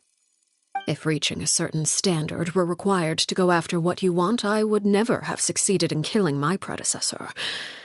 Back then, there was still a considerable gap between our abilities. Strength may decide the ultimate victor, but those who let a lack of strength dictate their decisions or undermine their convictions will never be worthy of the throne. I understand, Father. Thank you. Children must grow up to surpass their parents. Only then can a family continue to flourish. The road ahead is not an easy one, so I'll ask you one last time. Are you certain you want to stay? You've done so much for me, Father, and that kindness must be repaid. Plus, with Project Stuja at hand, there are many dangers ahead, and I, for one, don't intend to back down. Protecting my family at all costs. That's my conviction. Then you're welcome to stay.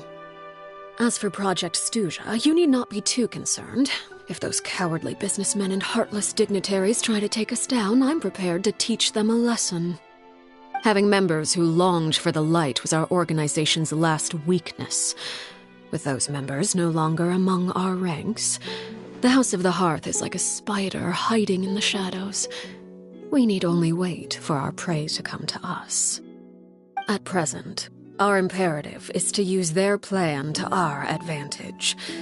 In doing so, a crimson moon shall rise amid the frigid blizzards of winter. No demonstration of loyalty shall go unrewarded, and no sacrifice shall be in vain. As for the two of you, whether we meet again as friend or foe, I'll remember the camaraderie we shared in this moment. No matter how arduous the journey ahead, I hope we both reach our desired destination.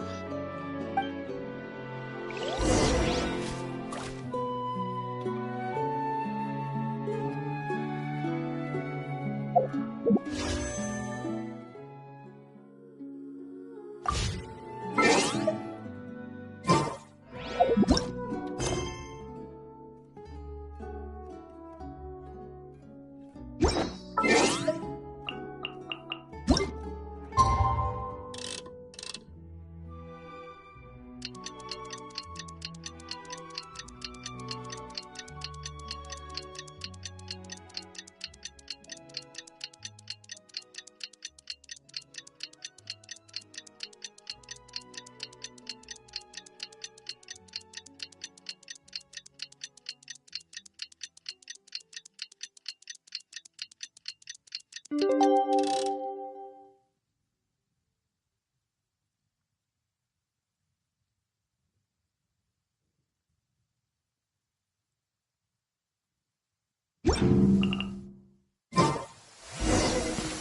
Linny say that when...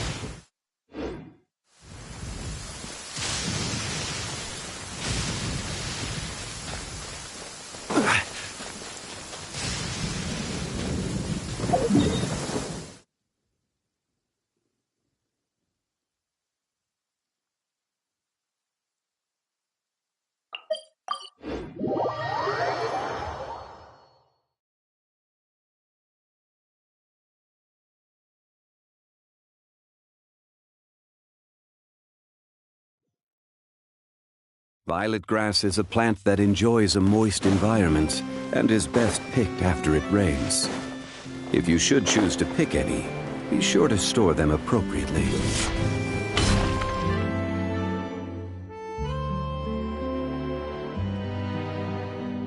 Lynette? Fremine? How are you feeling? Much better. Whew, what a relief!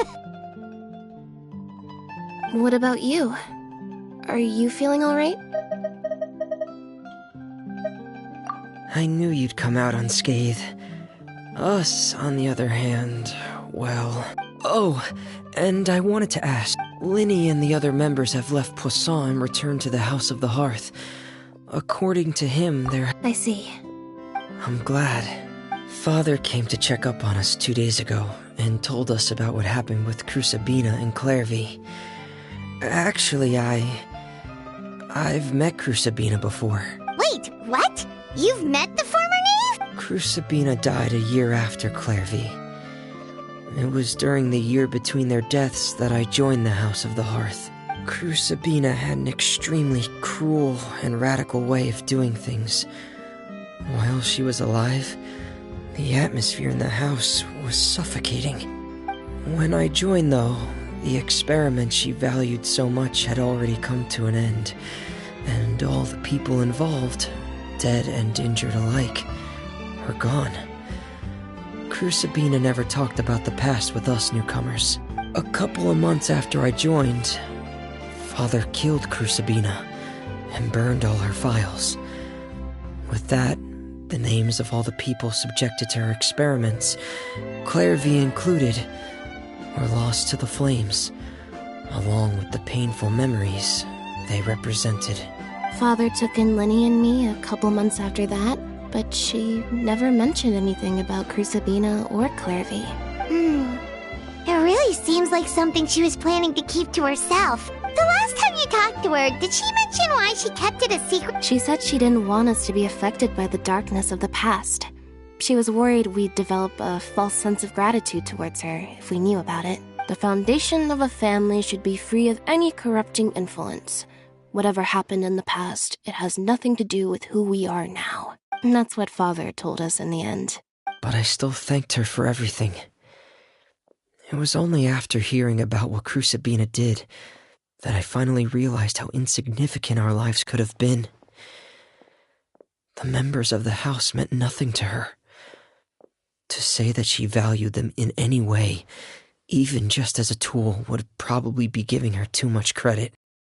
If Father hadn't taken over the House of the Hearth, I probably would have already... Father rarely brings up the fact that she saved us. She doesn't believe that being indebted to her should be what ties us together. But even if we didn't owe her anything, we would still choose to stay. Because this is our home. We may have arguments or times when we feel wronged. Some people may even... Whether the path before us is bathed... So I wanted to say thank you for helping us make it through this crisis. Oh, we didn't do anything, really. Of course. Our filial... I actually saw them at a cafe this morning. They didn't recognize me. From what I could tell, they were drinking coffee and talking about one of the operas that started running recently. They seemed happy. If I had to take a guess, I would say they finally found the kind of life they always wished for.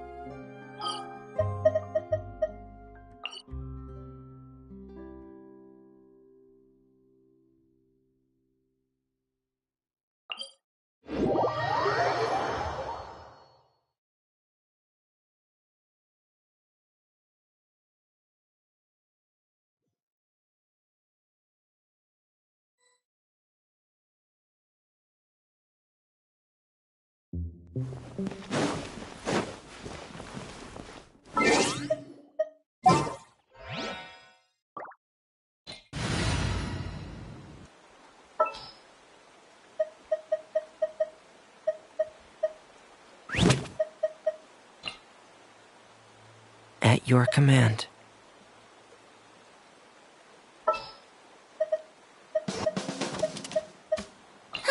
I knew you'd miss me.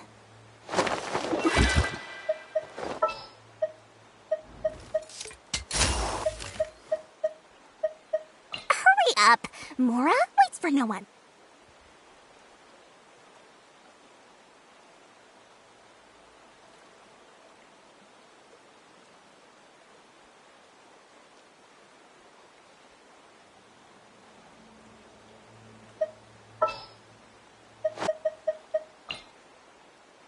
All right, let's head off.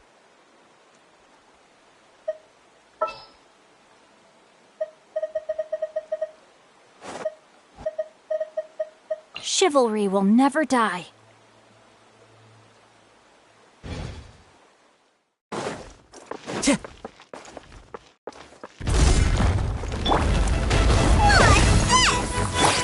Into the wind! Fallen leaves, adorn my Rain outlines your fate. Know my sword! Let me weave you. Magic Hair! Getting here!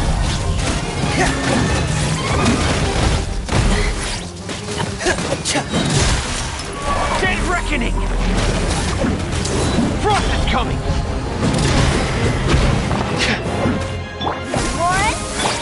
The wind knows me. Witness the power of Gugwa. Hair! Going under! Getting here! Frost is coming! Getting here!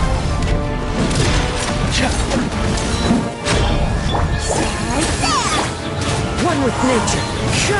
As one with wind and cloud. Rain outlines your fate. Know my sword. Here's the gun! Rain cutter. Frost is coming! Commencing cleanup! Getting gear! Hair! Getting gear! Frost is coming!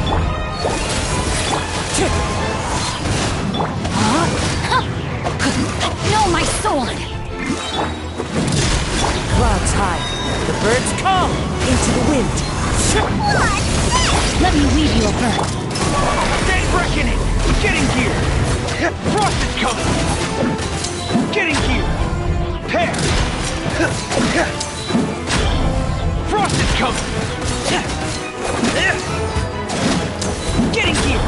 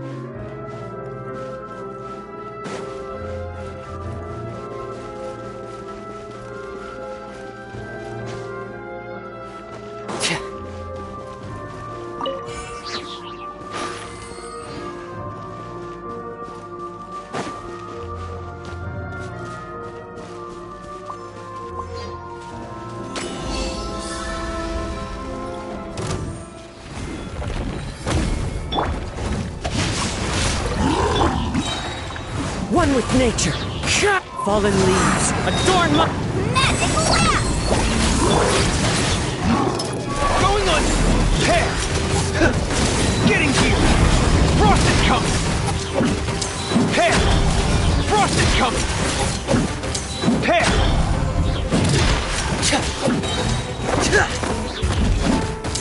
Frost is coming! Rain cutter!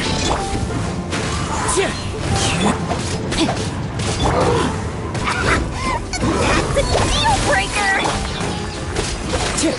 As one with wind and cloud, into the wind.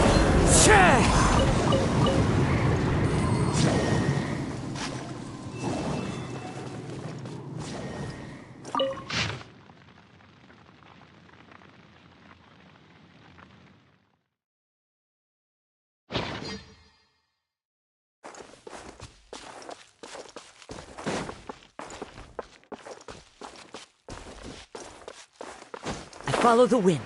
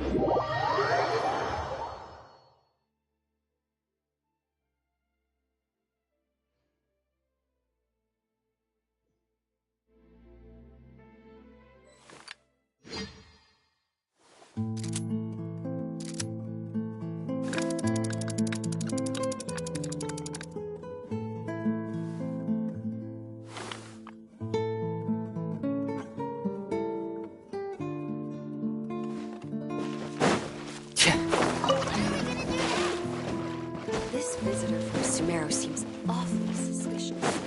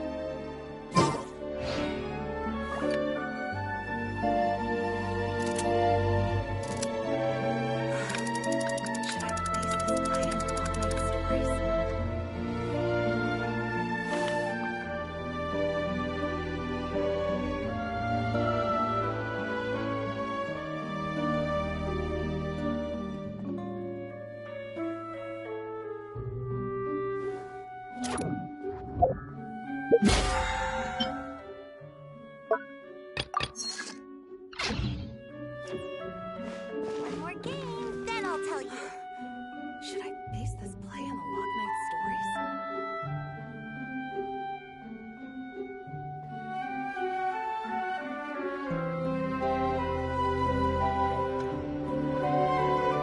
Wherever the tide takes me, so long as the light of the hearth still shines, I'll always have a home to return to. One more game, then I'll tell you.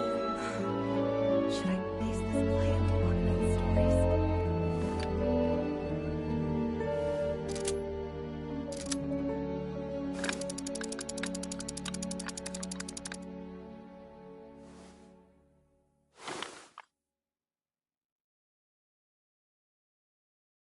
stories? This is One all more great, game, but have then you I'll heard tell any, you.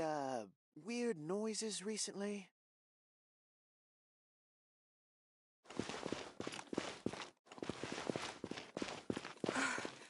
Should I base this play on the Lock Knight stories?